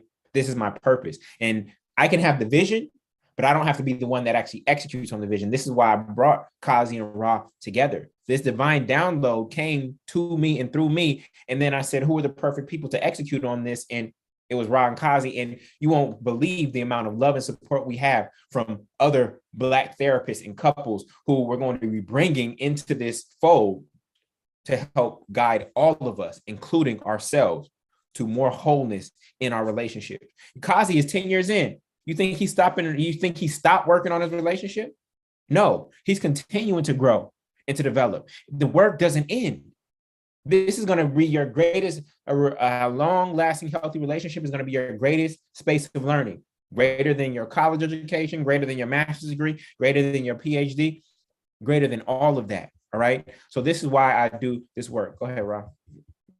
So we have a network of people that we've been gathering, and it includes therapists. It includes other people who are skilled in things that are critical to relationship development, right? Communication skills, money management skills, time management skills, conflict management skills, sex. If your sex game is whack, family, and you engage with somebody and they thinking to themselves, oh, this is what I get for 50 years. This is what I get for committing. Yeah. So, but it's a skill that can be learned. It's a skill that can be learned. I'm just keeping it real. Why did she cheat on me? It might be that you just didn't. I mean, it's a deal breaker for me. Like, you gotta. You think just gonna commit and you haphazardly just doing it out of as if it's a chore? Yeah, you think they're gonna be cool with that for 50 something years? All because you got married? No, that's a skill that you got to work on, family. That's one of many skills. Okay, let me not focus on that one too much. The conflict resolution skill, that's actually equally important. Okay, you got to know how to come back. Fitness is defined as the speed of recovery. So how strong is your fitness in your relationship when you do go out of alignment? How quickly do you recover? How quickly do you come back to each other and get back in alignment? That's the skill set. All right. Go ahead. So in this particular program, it's going to be a 12-week journey. Okay. We got the orientation. Okay. First few weeks are all about self. It all starts with you. Self-awareness, your trauma, shadow work, self-forgiveness for the past. Then we go into self-reflection. You're looking at your negative patterns and forgiving your old partners. We have some closure activities that we're going to do to help you get over your old partners and to really release them. Okay. Not just, oh, I deleted them out of my phone and I blocked them. Emotionally release them. Those soul ties, letting them go. Okay. They taught you a lesson, or if you got the lesson, every relationship was a lesson. And guess what? That's why I don't use the language failed relationship, because there was a lesson in every single relationship, and every single relationship was there to get you closer to who you were meant to be with. Every single relationship I had was getting me closer and closer and closer to Ra. So I don't get mad at any of them, because guess what? If one of those relationships didn't happen and I didn't learn that lesson, then I might not have been ready to receive her when she showed up in my life, and vice versa. Okay. Then self-assessment. What are your top values? What are your personality traits, right? What are your top 5 strengths? Self-love. What are your passions? What is your purpose? You want a purpose-driven partner, but you don't know what your purpose is, right? And remember, that's the work that I told you I met Kazi doing 2008. He came to my living room. Purpose is at the core of everything that I do. You want to know why I have multifamily movement? Because I realized that once I was helping people get clarity on their purpose, the biggest difficulty they were having was money. So I said, how do I help them buy assets that free them up to walk in their what? Their God-given purpose. This has all been about purpose for me since the beginning. But I realized that once people got clarity on their purpose, there was other blockages, right? And then attraction. This is where Kazi comes in. Okay. All of his experience in branding individuals and organizations, right? Personality-based brands like Queen of Food, etc. Right? And rebranding, signs of singleness, your walls. Everybody's going to go through an attraction assessment where we'll be actually looking at how you show up on the internet, on dating sites. And you're going to have peer review in terms of, is this person even attractive? Right now, again, we're not getting into embellishing like you did in the interviews. Y'all was lying in the interviews. We're not getting into that, because then you attract other people who what? When you embellish, guess what you attract? People who embellish. All right. So then we're going to go into relationships, right? What's the purpose of marriage? And what do you think the purpose of marriage is? And what are your needs and what are your wants in a relationship? Then we go into your mate map. Where are you going to find these people?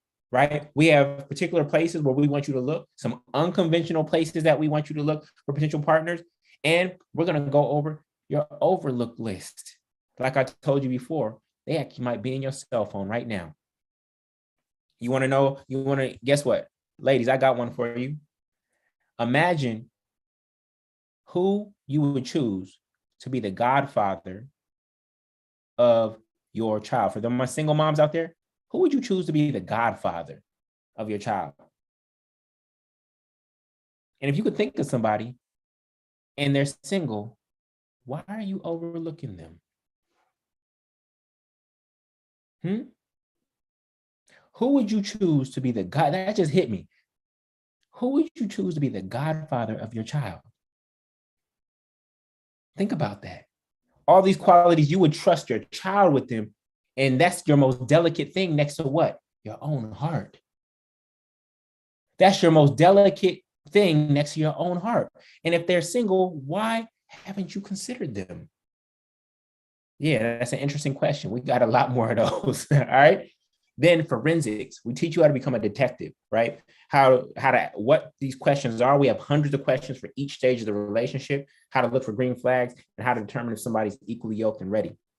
Then we have rules to engagement. You heard of rules of engagement. We have rules to engagement, right? We're going to lay out what your first 3 dates are, so you don't have to worry about that.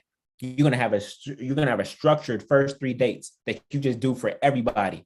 Okay. So you don't have to think about it. You don't have to waste time. You don't have to get creative, because those dates are really, are you even worth my time? Right. And then rules to engagement about sex and physical connection. You know, Rod wouldn't even let me put my arm around her on our first. She wouldn't let me put my arm around her. Like, that was rule to engagement. She had boundaries and she didn't violate them. Then how are we going to operate with money on those first few dates? You just expect them to pay. They expect you to pay, right? And then what does communication look like? Then we're going to get into real talk. This is where we're going to give you our 90-day dating plan, how you invite somebody into that process, right? And then 30-day check-ins. This is a powerful conversation. Rod and I just had our 30-day check-in about 2 weeks ago. Well, I mean, we do it every 30 days. So we had our 30-day check-in, and this is where you ask some uncomfortable questions to each other. Are you still feeling this? What are we? Where are we going? What don't you like about this? What do you like about this? What's next? How can I do better? How can you do better? See, these are questions that most people are afraid of, but we're going to show you, because we have a safe space agreement. We're going to show you how to create a safe space between you and whoever it is that you're talking about, so that you can be honest with one another, right? And then we even have a conversation that we're going to teach you, where you get to gracefully bow out of that relationship without hurting each other's hearts and feelings. Because most relationships, they just linger on until something blows up. We call it dating. We call it dating with dynamite. But what if there is a way to be honest with somebody and say, man, I really enjoyed our time. You are an amazing person. In fact, you're a dope soul. But we have some core misalignments around this, and this. And one of those is a deal breaker for me. And the other ones, I'm not willing to negotiate. And so I would like to de-escalate this relationship back to a friendship. I would love to hang out with you. You have a house party. I'm down to come through. But in terms of us going on to the next level, I don't think that's best for us. And it's not that I'm seeing anybody else at this moment in time or anything like that. It's just what I'm feeling right now. How do you feel about this situation? How many of you are willing to speak to somebody like that? Because some of us don't want to hurt somebody's feelings by saying, I'm not feeling this.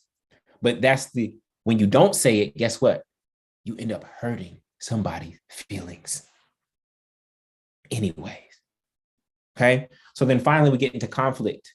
How do you bounce back from that conflict fast? And then how do you hear their hurt, right? Fellas, we are very linear, A through Z, right? A through Z, that's how we think. But women, they talk in circles. And so how do you hear her heart? How do you hear her emotion? Even if they don't think like you, we're two different beings that wired in different ways. And then women, how do you hear the man who is logical, who is, hey, I just want to fix this right now? How do you hear him when you're in your emotion, right? This is actually what creates the conflict. There's nothing wrong with either of you, but it's our communication styles that actually create the most conflict, all right? So with that, we are going to have a weekly, okay, so after that 12 weeks, okay, after that 12 weeks, family, you want to know what happens? You go back into the streets. We're going to throw you out into the streets. Them dangerous dating streets, we throwing you back out there, right? But you've been trained now, and you have a process now. You have a criteria now. And so when you go back, you won't get caught up by the lady in the red dress. You won't be caught up by the athlete or the baller or the person, the high value man, because of what he's wearing and what he's driving, right?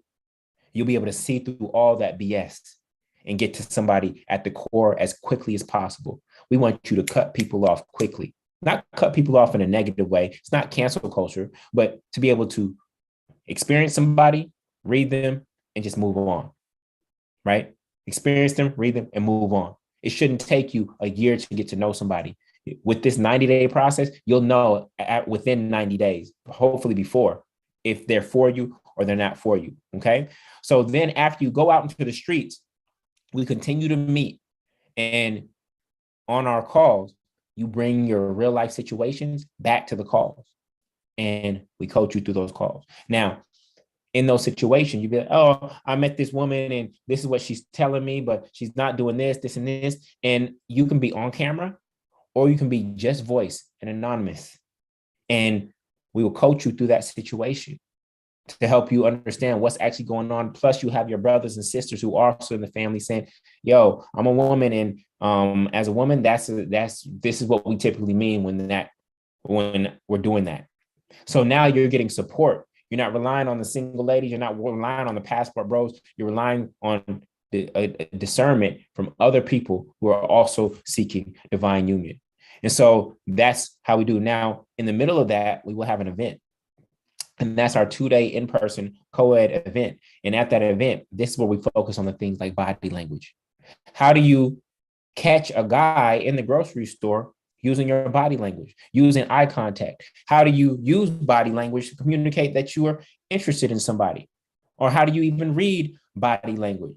How do we actually make your style, who you are, come out more, and think about how you dress, how you wear your hair, how you do your makeup, how baggy your pants are, how tight they are, what colors you wear. This is where we do all the physical work that can't actually be done on Zoom. We also be doing heavy role plays. So you have a conversation that you need to have with somebody that you're dating, we'll actually role play with you in advance so that you've rehearsed in preparation to going into that situation, right? Role plays are going to be key here so that you can understand how to go from, hey, how you doing? Into a real question about who that person is at their core. So this is what this looks like. And this is a process that goes on for 6 months. Okay. Then, so that's our weekly, go to the next slide, Rob. How many of y'all are feeling this? How many of y'all are feeling this? How many of y'all are feeling this? Okay. Just checking. All right. So that's where our weekly coaching calls are. And on those calls, we will be bringing in master teachers in other skills that are relevant and actually essential for success in relationships. So we'll be bringing in people who are like stylists. We'll be bringing in people who whose expertise is anger management. We'll be bringing in people to do the DISC assessment. We'll be bringing in therapists to talk about childhood trauma and take you through exercises that help you heal from that. Okay, so it's not just us that is leading and guiding this. This is a comprehensive family, right? Comprehensive program to make sure that you have everything you need. The therapist, how much? The therapist going for, my therapist was $500 an hour. I don't know about yours. Mine was $500 an hour. Are there any therapists in the chat? I'm curious. Any therapists in the chat? Big time. Yes. Okay. So, okay. Yeah. There's psychologists in the chat. So, can we get your What's your rate? Yeah, what's your rate, or what would a program like? What would a 6-month program like this look Weekly. like? Weekly. No, we're not putting therapists out of business. No, we have actually a database. Not. We actually have a database of therapists. Yes, Yeah. we need therapists. Yeah, we have a database of therapists that we're pulling on. 130, Lakira said 130 a week for 6 weeks. Can you multiply 130 times 24? Somebody said 7,000 for 6 months. Oh, that's a lot. Yeah. $50 an hour for a coach. Okay. Yeah, that's okay. Yeah, it's a collective effort, but 100%. Got you. So go ahead to the next slide, Rob. And somebody said that's a lot. I need to raise my prices. You probably do. This is healing work. This is healing work. So the attraction assessment, look at this profile, y'all. Is this person repelling who they want or attracting who they want? Look, this person is a boss witch, right? Weirdo witches, steady lurking, niggas obsessed with the vibes. Little something coming soon. Stay tuned. Tongue out on the pen pictures. Like, is this person repelling who they want or attracting who they want? I mean, she might just be looking for some cash, so she's attracting. Hey. So you're gonna get fast money don't last money though. Yeah, 100%. So some of y'all's profiles look a lot like this. Some of y'all got more bathing suit photos up than you got clothes photos. Clothes photos. Clothes. Yeah. I like the TH on the end. Yeah. Some of y'all thirst trap it. And then you wonder why you got certain kinds of people in your DMs. I'm just keeping it real. All right. Let's keep it going. All right. So y'all want to know what do you think is the number 2 disqualifier? We did the number 1 disqualifier. What do you think is the number 2 disqualifier? Why you should cut somebody off in this game? What do you think is the number 1? Number 2. We told you number 1 was the 100-hour quota. Anybody know what the number 2 disqualifier is? We're going to help you real quick. We're going to save you so much time and energy and money right now. You ready? No, we already did number 1. It's the person not willing to go through this process with you. When we show you how to invite somebody into this process, if they're not willing to go through this 90-day process with you, that is your other disqualifier right there. Oh, you're not for me. You don't want to go through a process of asking real questions to get to know each other. You just want to go on entertainment-based dates that distract us so that you can get to my body or I can get to yours. You're not for me. I've laid out a process to actually accelerate how quickly we can actually get to know each other, and you don't want to participate. Then what do you want, ma'am? Then what do you want, sir? All right. So this is the 90-day dating plan. Real quick, go back, Rob. This is the 90-day dating plan. All right. So we have 12 conversations that are set up for you. Okay. 12 conversations. First conversation, present and work. And we have questions for each of these conversations, and we're going to train you on how to facilitate each of these kind of conversations naturally. It's not like we're just going to go sit down on the couch and just go through these questions. You can do it that way, but we want to show you how to do this naturally in the flow of just even walking. Okay. So what's going on in their present life? What do they do for work? Then future and goals. Now we're going on to the future. What are your goals? What do you want? Then we're going to go to your past, right? What childhood traumas and challenges you have. Then we go into our 30-day check-in. We're going to get to that in just a second. Okay. Then you go into thoughts about dating and marriage. Then we're going to go into their friends and social life. Then we go into family and parents and their relationships with them. If they have issues with both their parents, there's some unhealed stuff there, family. Then we go to a 30-day check-in again. Then we go into health and wealth. How do they think about their body, which is the true source of wealth, right? Health before wealth. And then how do they think about money? Then we go into communication styles. What words trigger you? Do you raise your voice? How does anger look, right? Do you need space after an argument? Then love and sex. Then we start to have those conversations. What does love actually mean to you? What does it look like to you? Have you seen love? And if you haven't seen it, what is your imagination of love? And then what is it that you like about sex? Okay. How do you have those conversations? Of course, all within the 100-hour quota. So there is none of that going on. That's a rule to engagement. Okay. So now show them the 30-day check-in. So in the 30-day check-in, right, we do some powerful things. So literally both of you will have this chart, and on separate pieces of paper, you will mark where you think you are on that chart. And what you'll find is that both of you likely don't think you're in the same place. And when that occurs, you now have a rich conversation to have. Why did I think we were in a committed relationship, but you thought we were still dating?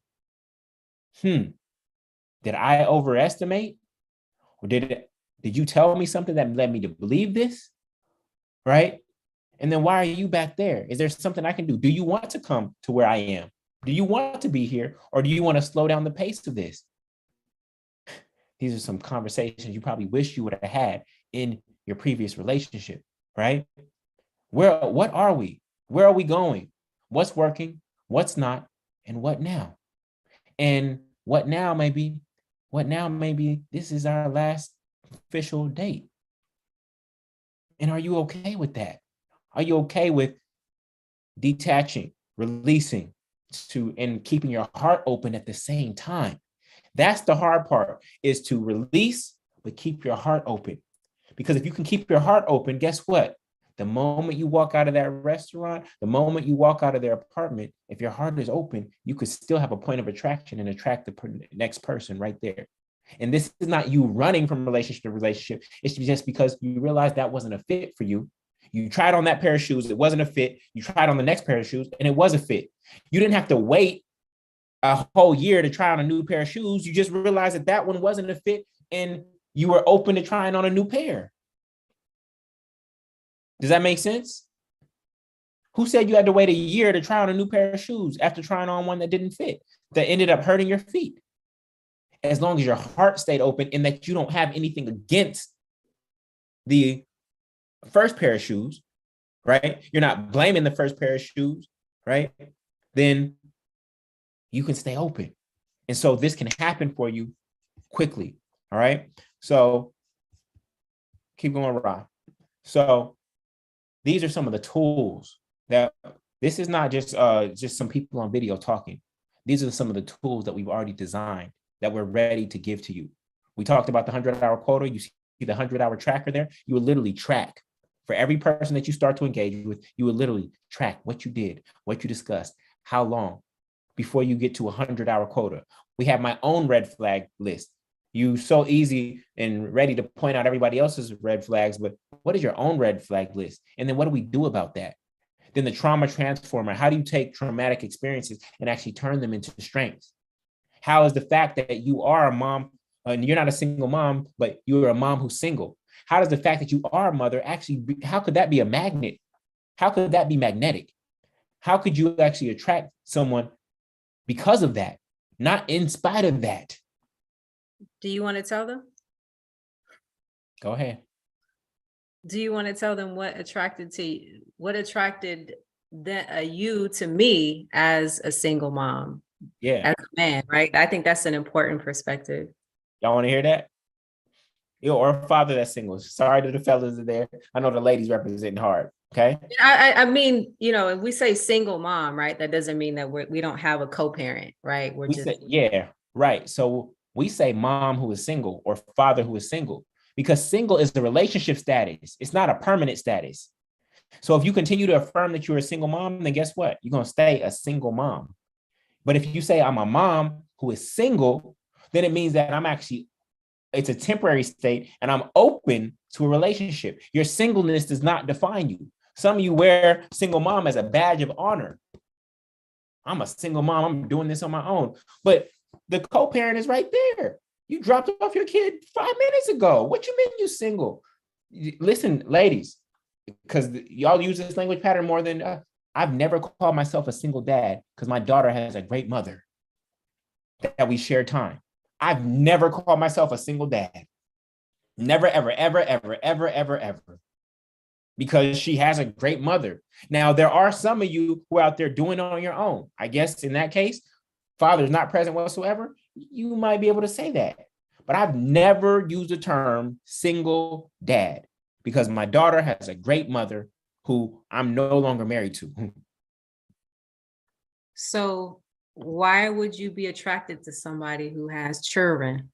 Yeah. So why was I attracted to? It was actually part of my criteria because look, if I went after someone who was perhaps younger and wanted children, but I already have an amazing daughter and I didn't want any more children, then that would create an issue. This new person has no kids, wants children. I have a daughter who I love, and I actually don't feel like I need more kids. That becomes a misalignment.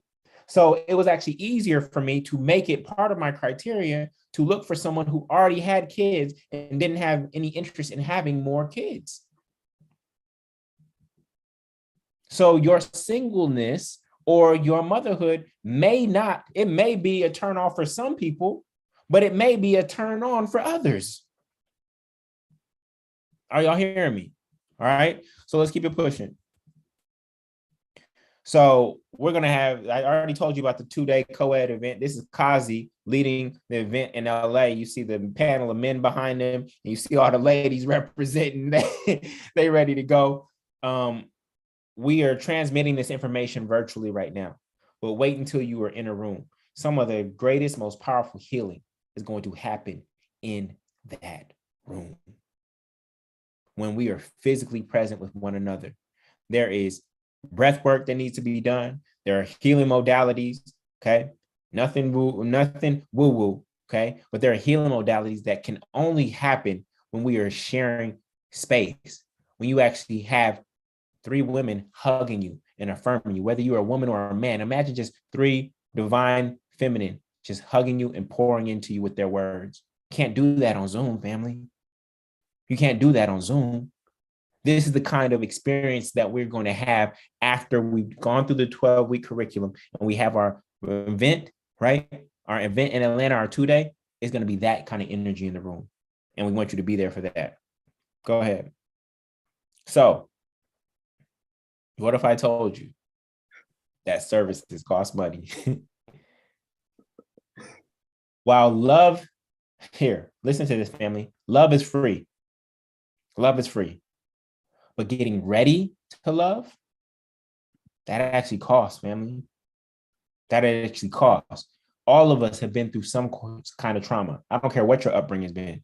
All of us have been through some kind of trauma, and that trauma closes off our heart in some kind of way. Though Kazi went through foster care, my mom left at 6th grade. That had a similar effect on me. She went to Los Angeles from the Bay Area for a job. That had a similar effect on me. That is a traumatic experience for a child. Trauma comes in all kinds of ways. It's not just physical abuse. It's not just sexual abuse. Trauma comes from a car accident. Anything where your fight, flight, or freeze response system was triggered, that was a traumatic event for you. And it usually causes the heart to close up because now you go into safety mode. and you go into defense instead of being open and on offense. And so we all have trauma, various traumas to heal from that actually are affecting how we show up in our relationships every single day. Okay. So Ra has a poll that she wanted to share with you. Go ahead, Ra. Well, not even the poll. I mean, I think, people are asking questions around the amount and the value, right? So we broke it down. No, this is not the cost before y'all get crazy in the chat, right? But even one of the therapists in the chat said that something like this for 6 months would cost $6,000, right? So we calculated it at about $5,800, right? For 50 weekly coaching calls, for a dating course, right? That is going to be the course that you'll all receive online, where you have your modules and your worksheets and your workbook. The workbook itself, right, was valued at $297, and then the 2-day, co-ed in-person training, is valued at almost $600. But that is not the price that we are asking here today. So, Jullien. Yeah. So you can join right now. The program 100 Dope Women and Men, and we're only taking 100 people right now. And you can join right now for just $2,500. $2,500. If you think about how much Ra said her last relationship cost her $40,000. When you think about the trips that you took, the dates that you went on, getting your hair done, your makeup done, right? The clothes that you bought, dinners that you paid for, all the things that you did, the money that you loaned him or her. Relationships cost. And so how many more costly dead-end relationships can you invest in that don't lead anywhere, right? And so we feel that this is a fair price, more than fair, to put you on a path to make sure that your next relationship has legs, meaning that it has a chance to go the distance. And so we are taking 100 people for this particular cohort, and we would like to invite you in for $2,500. When you do that, you save $1,100, and you also get a free call with Ra or Kazi, which is the Ra or Kazi, at any point in the program where you need literally like some one-on-one support and guidance through something. Either one of them you can call on if you do the full pay. The next option for those of you who may be like, I don't have $2,500 right now, this and that, I just paid rent, Jullien, Mr. Multifamily, rent is due, right? The next option, family, is just $300 a month for 12 months. $300 a month for 12 months, all right? This means that we will support you. And when you break that down, what is that? That's $10 a day. $10 a day to figure out this love thing forever. Only $10 a day to figure out this love thing forever. And so that is our commitment to you. And that is the invitation. $2,500 one time for a year of support in your relationship goals in life, or $300 a month for 12 months. Okay, Rob, go ahead. And yeah, it seems like a lot of money, right? $7 a day, I think it is. I stopped buying coffee, so I saved that up. And when I really think about the reason, right, other than cost, there's 3 reasons why you should join. It's because our program is provided with personalized attention and coaching, where you're not going to find in dating apps or other services, because we have a whole team. We completely built, we shared a lot of information with y'all this evening, but it's just the tip of the iceberg with how enriched and valuable this information is. And we're here to understand you and your unique needs to be able to customize what your approach is so that it can work for you, because there's really no cookie cutter approach to healing, and there's no cookie cutter approach to life, right? Jullien shared with you all that he prefers a woman that, has children, because if she didn't, it would have become a conflict in his relationship. I prefer someone who has a busy life or has a busy schedule, not too busy, because I also have a busy life. So you have to first identify what your needs are, and we're here to take you to that process. and then all of the benefits that is going to come with it so that you can find your partner. You know, Kazi, he is he's in the matchmaking game, right? So there are other matchmakers and people that are here to help you when you are ready for a relationship. They can help you find a compatible partner. And that includes our events, right? Like Jullien said, we met at a conference, and then a year later we circled back around again. So putting yourself out there and going to different types of events, thinking outside the box where you typically don't go to find and meet someone. We're going to talk about that and share with you all of the places that you can go to as you work on and discover what you like to do. What are some of your hobbies? What are some things that you want to do to expand and grow? And so it's really just, again, lastly, is emphasizing that your investment in yourself is worthwhile because you are your biggest investment. You're going to get the biggest return on your investment than you ever would buying a lace front, buying some new red bottoms, or whatever it is that you're thinking that you're going to do to get done outside of yourself to attract the right partner, because the work really starts from within. Yeah. So actually, I want to share my screen really quickly. Okay. I'm going to share my screen really quick. I want to show people the curriculum. Where is it? New share. So I want to show you the curriculum and just how thorough it is. And so we got orientation, where we guide you through the basics, the 90-day dating plan. Each conversation, and we'll publish these week by week. Each conversation, we're going to teach you what the questions are, how to facilitate that conversation, why that conversation is so important. Okay. Then we have our rules to engagement, which we talked about, the 100-hour quota, the first 3 dating sequence, the no gender generalization, the safe space agreement, no sex, no vices, no negative friends for the 90-day period. Your 15-minute morning ritual we'll be working on, dates that distract versus dates that deepen. So we're going to give you a list of all of those and key vocabulary so that we can all speak the same language. 2-day in-person event, all of that stuff will be laid out there. Then week 1, when I talk about self-awareness and self-talk, we're going to go through your child or adult traumas and triggers, your red flags and considerations, and your dark admissions and forgiveness.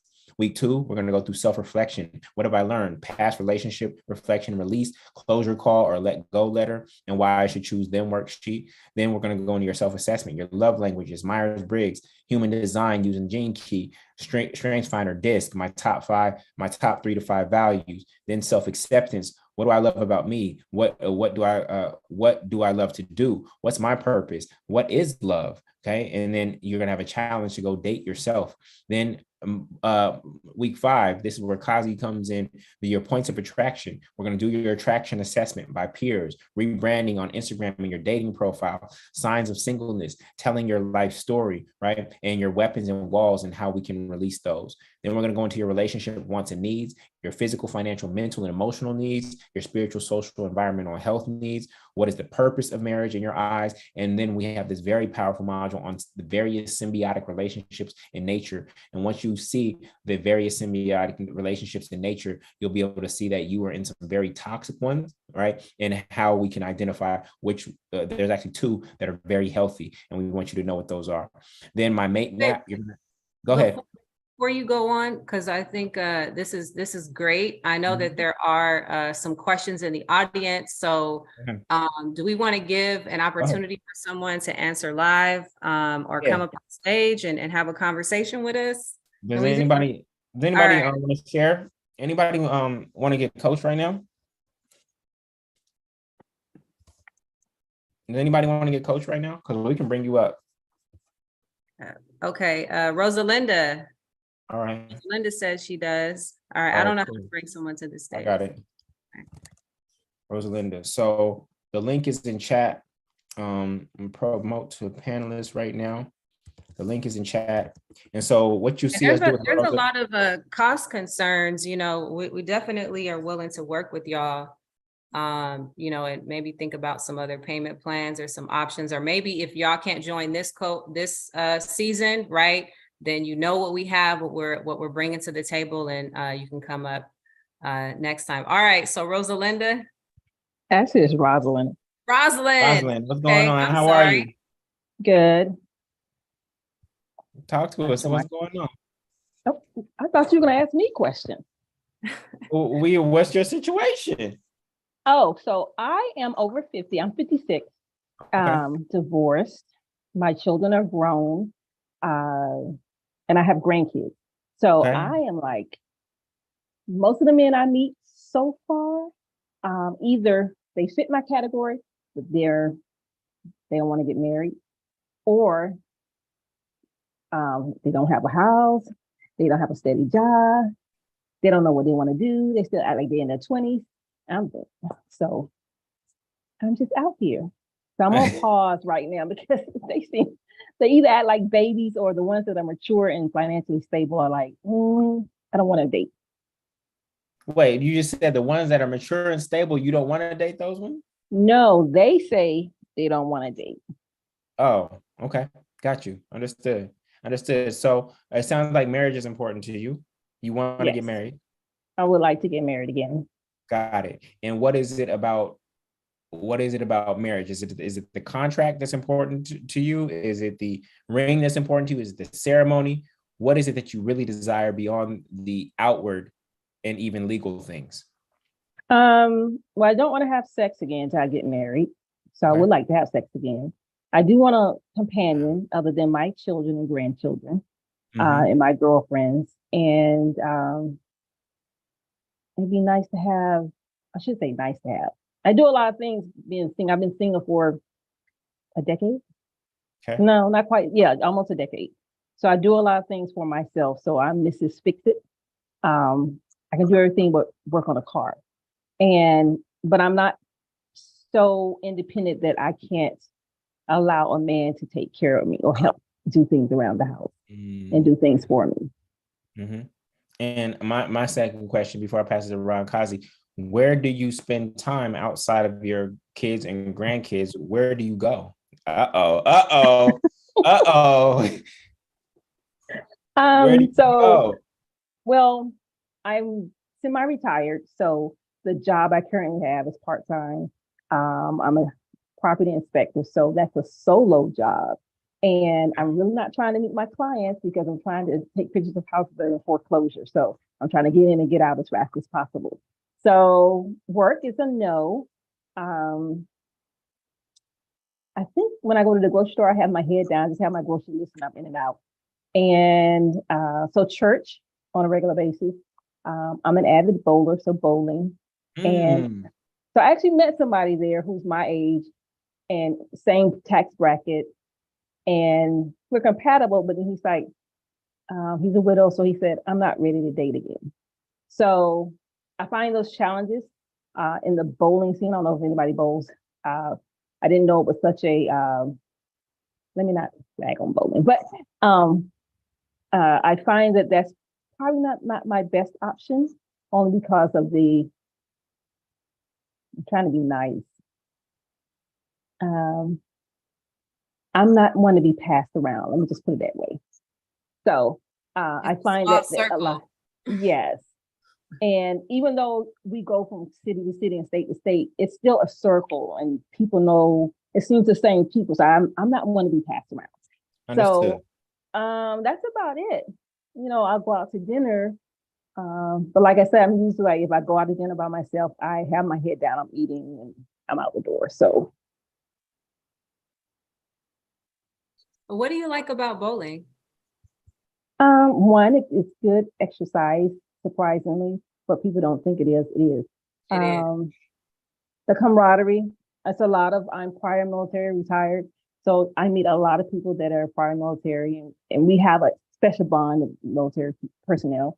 And I get to meet a lot of people I wouldn't meet otherwise, from all different ages and backgrounds. And I get to travel. Oh yeah, travel. So, but you're in airports, you're in different countries. You didn't. Not different countries. For bowling tournaments, we go around the state and around the country. What state are you in? I'm in Florida, in Tampa area. Okay, gotcha. And if you were the opposite sex, would you date you? I would.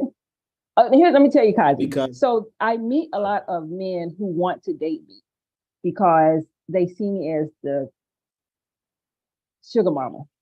I'm going to say it like that. They see that I can take care of me and I could take care of them if I chose to do. But I'm like, no, that's not how I was raised, and that's not what I want to do. And I didn't work all this time to just take care of you. So, Gotcha. So you meet a lot of guys. All right, cool. I'd love to support you in maybe sifting through them. And sometimes, like we said earlier, there are things that we do inadvertently that we don't know as part of the repelling. I get that you're open. I feel a openness, a willingness to just say, maybe look at something, be open to new ideas, to try something in a different way that you might, because what you are doing, is not producing the results. So I'd love to explore more of that with you, but yeah, that's something to look at. That is there something that I'm doing that I'm unaware of that's causing this, and I have numbers. You have the numbers coming at you, but there's something in there that is maybe that you might be complicit in it not going to that next step. well, I know one thing is that I'm prior military, and we have this regiment, and I'm very methodical and have things lined up. And I don't like a man who doesn't have a plan, who not financially stable, and doesn't have goals. Even though we're in the retirement or close to retirement stage, you still should have a goal. What do you want to do in retirement? What do you want to do after retirement? You're not just going to sit there and die. And their plan is not to, quote unquote, mooch off of me. And I'm very independent, but I'm going to say I'm very independent. That causes a problem. Some men don't like that I'm very independent. And as a Black woman, you get called all the negative things. But in the corporate world, you need to be assertive and you need to be outspoken in certain things. And some men, and I won't say colors, but some men get afraid, that's the best word, that I am who I am and I'm where I am.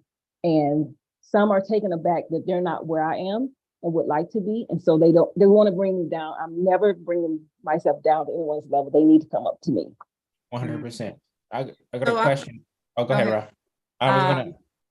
Well, because like your story, I see the chat and it definitely resonates with me because I was in corporate for over, 15, 20 years. And I was in a high international position and I was the only person of color. So I was constantly having to be questioned and justified. So I came with that alpha energy all day. And like when I would travel a lot and I would just be so focused and I would have my head down wherever I was at. And that was making me unapproachable. So there were some things that I did to start to realize, like, wait a minute, like, do I got resting bitch face? Like, am I not looking up at people? Do I look not approachable? And then how is that impacting my life? So I started to do some exercises, even just practicing how I was presenting myself non-verbally.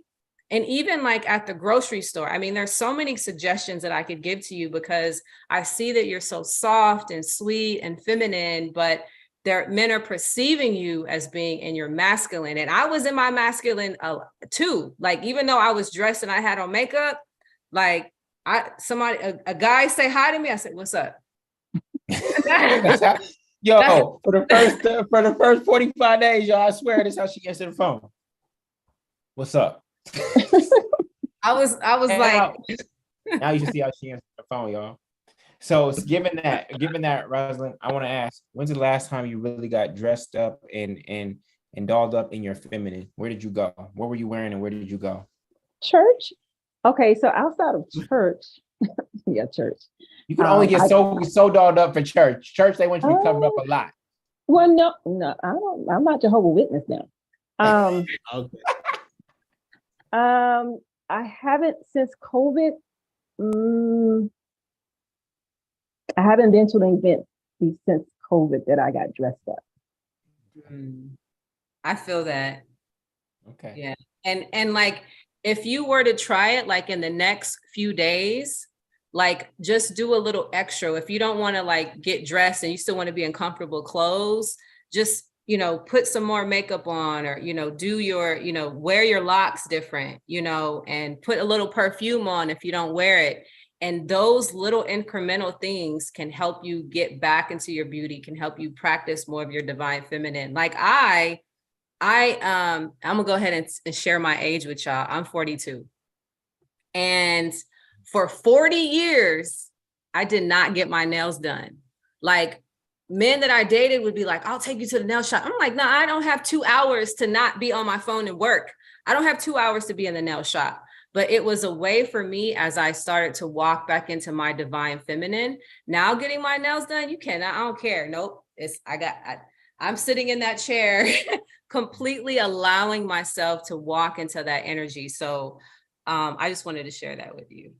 Yes, yes. So I don't do my nails because they break when you bowl. So yes, they do. But you can't get the little small, because these are mine. So you get the small gel, right? Or even right. It's something, right? It maybe not be your nails. It could just be something about you that you've been neglecting that you probably didn't notice. Like, I didn't carry purses either. So there might be something as you start to analyze and assess how to bring your divine feminine out more that you just want to pay attention to. It might be taking baths. It could be a number of things. Yeah. Okay. Beautiful. We're so grateful for you. Thank you for your courage to come Thank up you. here. And with your kind of courage, you actually, when you see him, you might actually have to approach him. Or actually, Rob probably tell you differently. You got to give him a signal to make him make him notice and have him approach you. But I know you bold enough to just walk up on somebody. Actually, I'm not. In the corporate world, I am aggressive, but in personal, I'm shy. I don't say anything. I stay back. I'm the wallflower at the party. Understood. She We needs got to to get come you out out on more. that. She needs Yeah. to. She needs to stop hibernating. She's been hibernating for 10 years. 10 years. Well, thank you. And there's some things that we could give you to do. But we know during the first 90 days, it'll be more about focusing on you and looking for these blind spots. Your biggest breakthrough is always in your blind spot. It's something that we do that we don't even know that we don't know. And so there will be a lot more questions to just maybe even unpack the last date or that person that you said that you were interested in. And they said, well, they don't really want to date right now. I'd like to open that up a lot more when we have more time. And okay. Just add some more tools to your toolbox. But the first one is just the openness. So thank you for just coming up to the stage. And I think you might have given someone else some courage to also open up and share. All right. Thank so you. I look forward to seeing you in the program. Okay. And let's say the beacon. Yes. Thank you all. You're welcome. Thank you. All right. That was beautiful, family. So that's an example, family. Of course, we couldn't go fully into it, but we got halfway there. We got to the opening point, and that's what the example of a hot seat would look like, where we would coach you on whatever blockage that you might be having. Again, on the hot seat, you can come in anonymously, or you can come in, depending on where you are in your courage level, you can come on camera, on person, full name and everything. Yeah, go ahead. We got an anonymous question in the chat. Do we want to do another one for you? Yeah, go ahead. All right. It says, I've been to a number of speed dating events and the women are always greatly outnumbered the men. So there aren't enough men to go around. Why don't men come to these? That's a good question. There is enough men to go around, and men do come to these kinds of events. There's nothing but men at these kinds of events, actually. Kazi, you got something to say? Yeah, I was just going to say, in my experience, well, I'm assuming that everyone here is Black. I knew there was somebody that said I was a white woman in the audience. Said she's 70 and white. Trent said because we're scared. But Trent, you're here though. Don't be scared, Trent. Yeah, a lot of men don't like speed dating for various reasons. And so speed dating may not be the place. I find that a great inexpensive place is meetup.com, because most time, like what we said with the 100-hour quota, a lot of it is quality time, and sometimes putting too much pressure on an encounter for men, it's uncomfortable because a lot of us don't, as men, we don't have a lot of skills on how to exit a situation that we don't know. That's why a lot of men ghost, because they don't know how to have that conversation. So putting less pressure on the initial date actually leads to a more openness that can lead to a relationship. So meetup.com is really based around interests. So finding people around their interests, and while you're doing things that you're interested in, I've seen people meet at doing biking, or even bowling is actually a pretty cool place. But oh, I'm sorry, I seen somebody put something in the chat that grabbed my attention. But yes, starting more on interest. So that's speed date. I can give you a list, or we could give you a list of places that you may not have thought about to go to encounter. But meetup.com is a very inexpensive. Now, it's not necessarily a dating app, but it is a place that you take a different approach because you're connecting with people based on their interests. And you're involved, a lot of times involved in some activity. And through activity, men actually prefer to do activities together. And while you're doing activities, then you inadvertently lead into, I'm like, I actually like it. Oh, she's into what I'm into. We're into the same thing. Yeah. And then it builds. The other thing is, ladies, would you prefer a lion that's in the jungle, or a lion that's at the zoo? This is and I know there's, if you keeping it 100, some of y'all prefer a lion at the zoo. Would you prefer a lion in the jungle or a lion in the zoo? Which one would you feel safer with? Lion in the jungle, right? So in the zoo, that lion is getting zoo. one person says zoo. All right. But look, lion in the zoo, they're getting fed, right, by somebody else. So you don't respect them because they're getting fed. Whereas the lion in the jungle knows how to go get their own. And so a man might not go to a speed networking because it looks like he has to be fed, right? Instead of his ability to actually go out there and get it on his own, right? So it's really more about how he sees himself in that environment, as opposed to anything wrong with the women that are in that space. I'm supposed to be a hunter, not being fed by somebody else, unless it's the one. It's just that ooey gooey goodness. But I see Jamal in the audience. He What's says going on, charity Jamal? event, Charity volunteer. event, yes. Charity That's a event. great. Those are good ones. So Those it's are good ones. all about getting there, and then also the nonverbal cues that you can give that tell men that it's okay to come over. We could get into those as well. Yeah. So ladies, we really encourage you, ladies and gentlemen, when you do go to a networking event, you need to be carrying something that's an easy conversation starter. So you're carrying a book that reflects your consciousness, right? Think and Grow Rich. You might be carrying, if you carry a Bible, they might think you're a Bible thumper, but that might be what you looking to attract, right? As a Man Thinketh, Rich Dad Poor Dad. You carry something, and it makes it easy for that individual to come up and approach you, because it makes it easy for that. Like literally, you there covering all, just like holding it, like, yeah, you see, or just drop it. All right, cool. So we don't have a love guarantee, right? We don't have a love guarantee, family. But what we do guarantee is that after the 6 months, if you haven't entered into a 90-day engagement and gotten somebody enrolled in the 90-day dating process with you, we will support you for an additional 6 months on that journey. So this will be a full year that you get support in going through this process. And even as you get into that relationship early on, and for those of you who are already in relationships, there's healing work that needs to be done. And in fact, we believe that this process will actually bring you and your significant other, whoever you're exploring, closer, and actually create the greater probability of success for that relationship, even if you already identify who they are and you've already started dating in some ways. So we actually have a buddy pass. We have a buddy pass, a discounted buddy pass. So one of you joins right now, and then we have a discounted buddy pass for the other person. It's at $1,500. So one person joins and then you bring in the other person, and you can go through this process with us together and deepen your connection with one another. So that opportunity is there for you. All right. So with that, we want to, in chat, please let us know if there are any other questions. I know we're pushing the 3-hour mark. If there's any other questions, not that kind of buddy, y'all. Let us know if there are any other questions. We start on March 16th. We start on Thursday, March 16th. What's today? Thursday? Is today Thursday? Yeah, No, today's Thursday.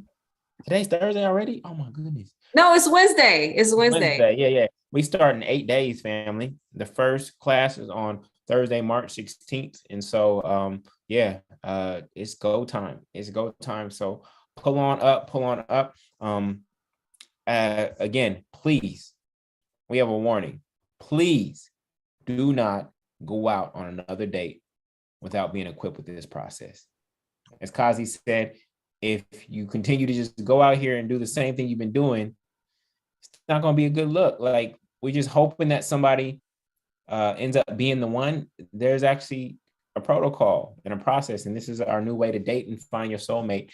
And it's how Ra and I came together. A lot of this has been a combination of Kazi's experience in this space, and then Ra and I taking some of the processes that work for us to make sure that we got it right this time, because we wanted this time to be the last time. We wanted this time to be the last time.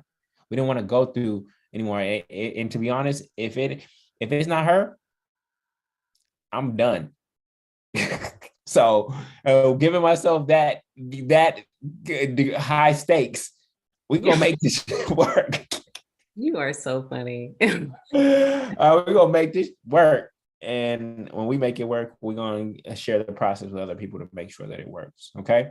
So pull on up. It's 100dope.com, 100dope.com. We start in 8 days. Again, it's $2,500 for the full year, or $300 per month for just 12 months. And we're going to create a beautiful community.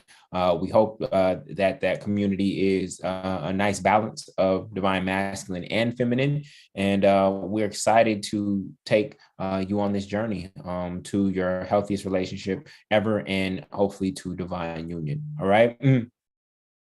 Awesome. Well, thank you all so much. It was a pleasure. Yes. Thank you, everybody. Talk to you soon. All right. Oh, any questions? Email, go ahead and email Ra at 100dopewomen.com. That's Ra with an H at 100dopewomen.com. You should have got an email from her. She'll send out an email tomorrow with the replay. So look to send any questions, send them to Ra. Okay. Again, that's 100dope.com, 100dope.com. Have a great night, everybody. Peace.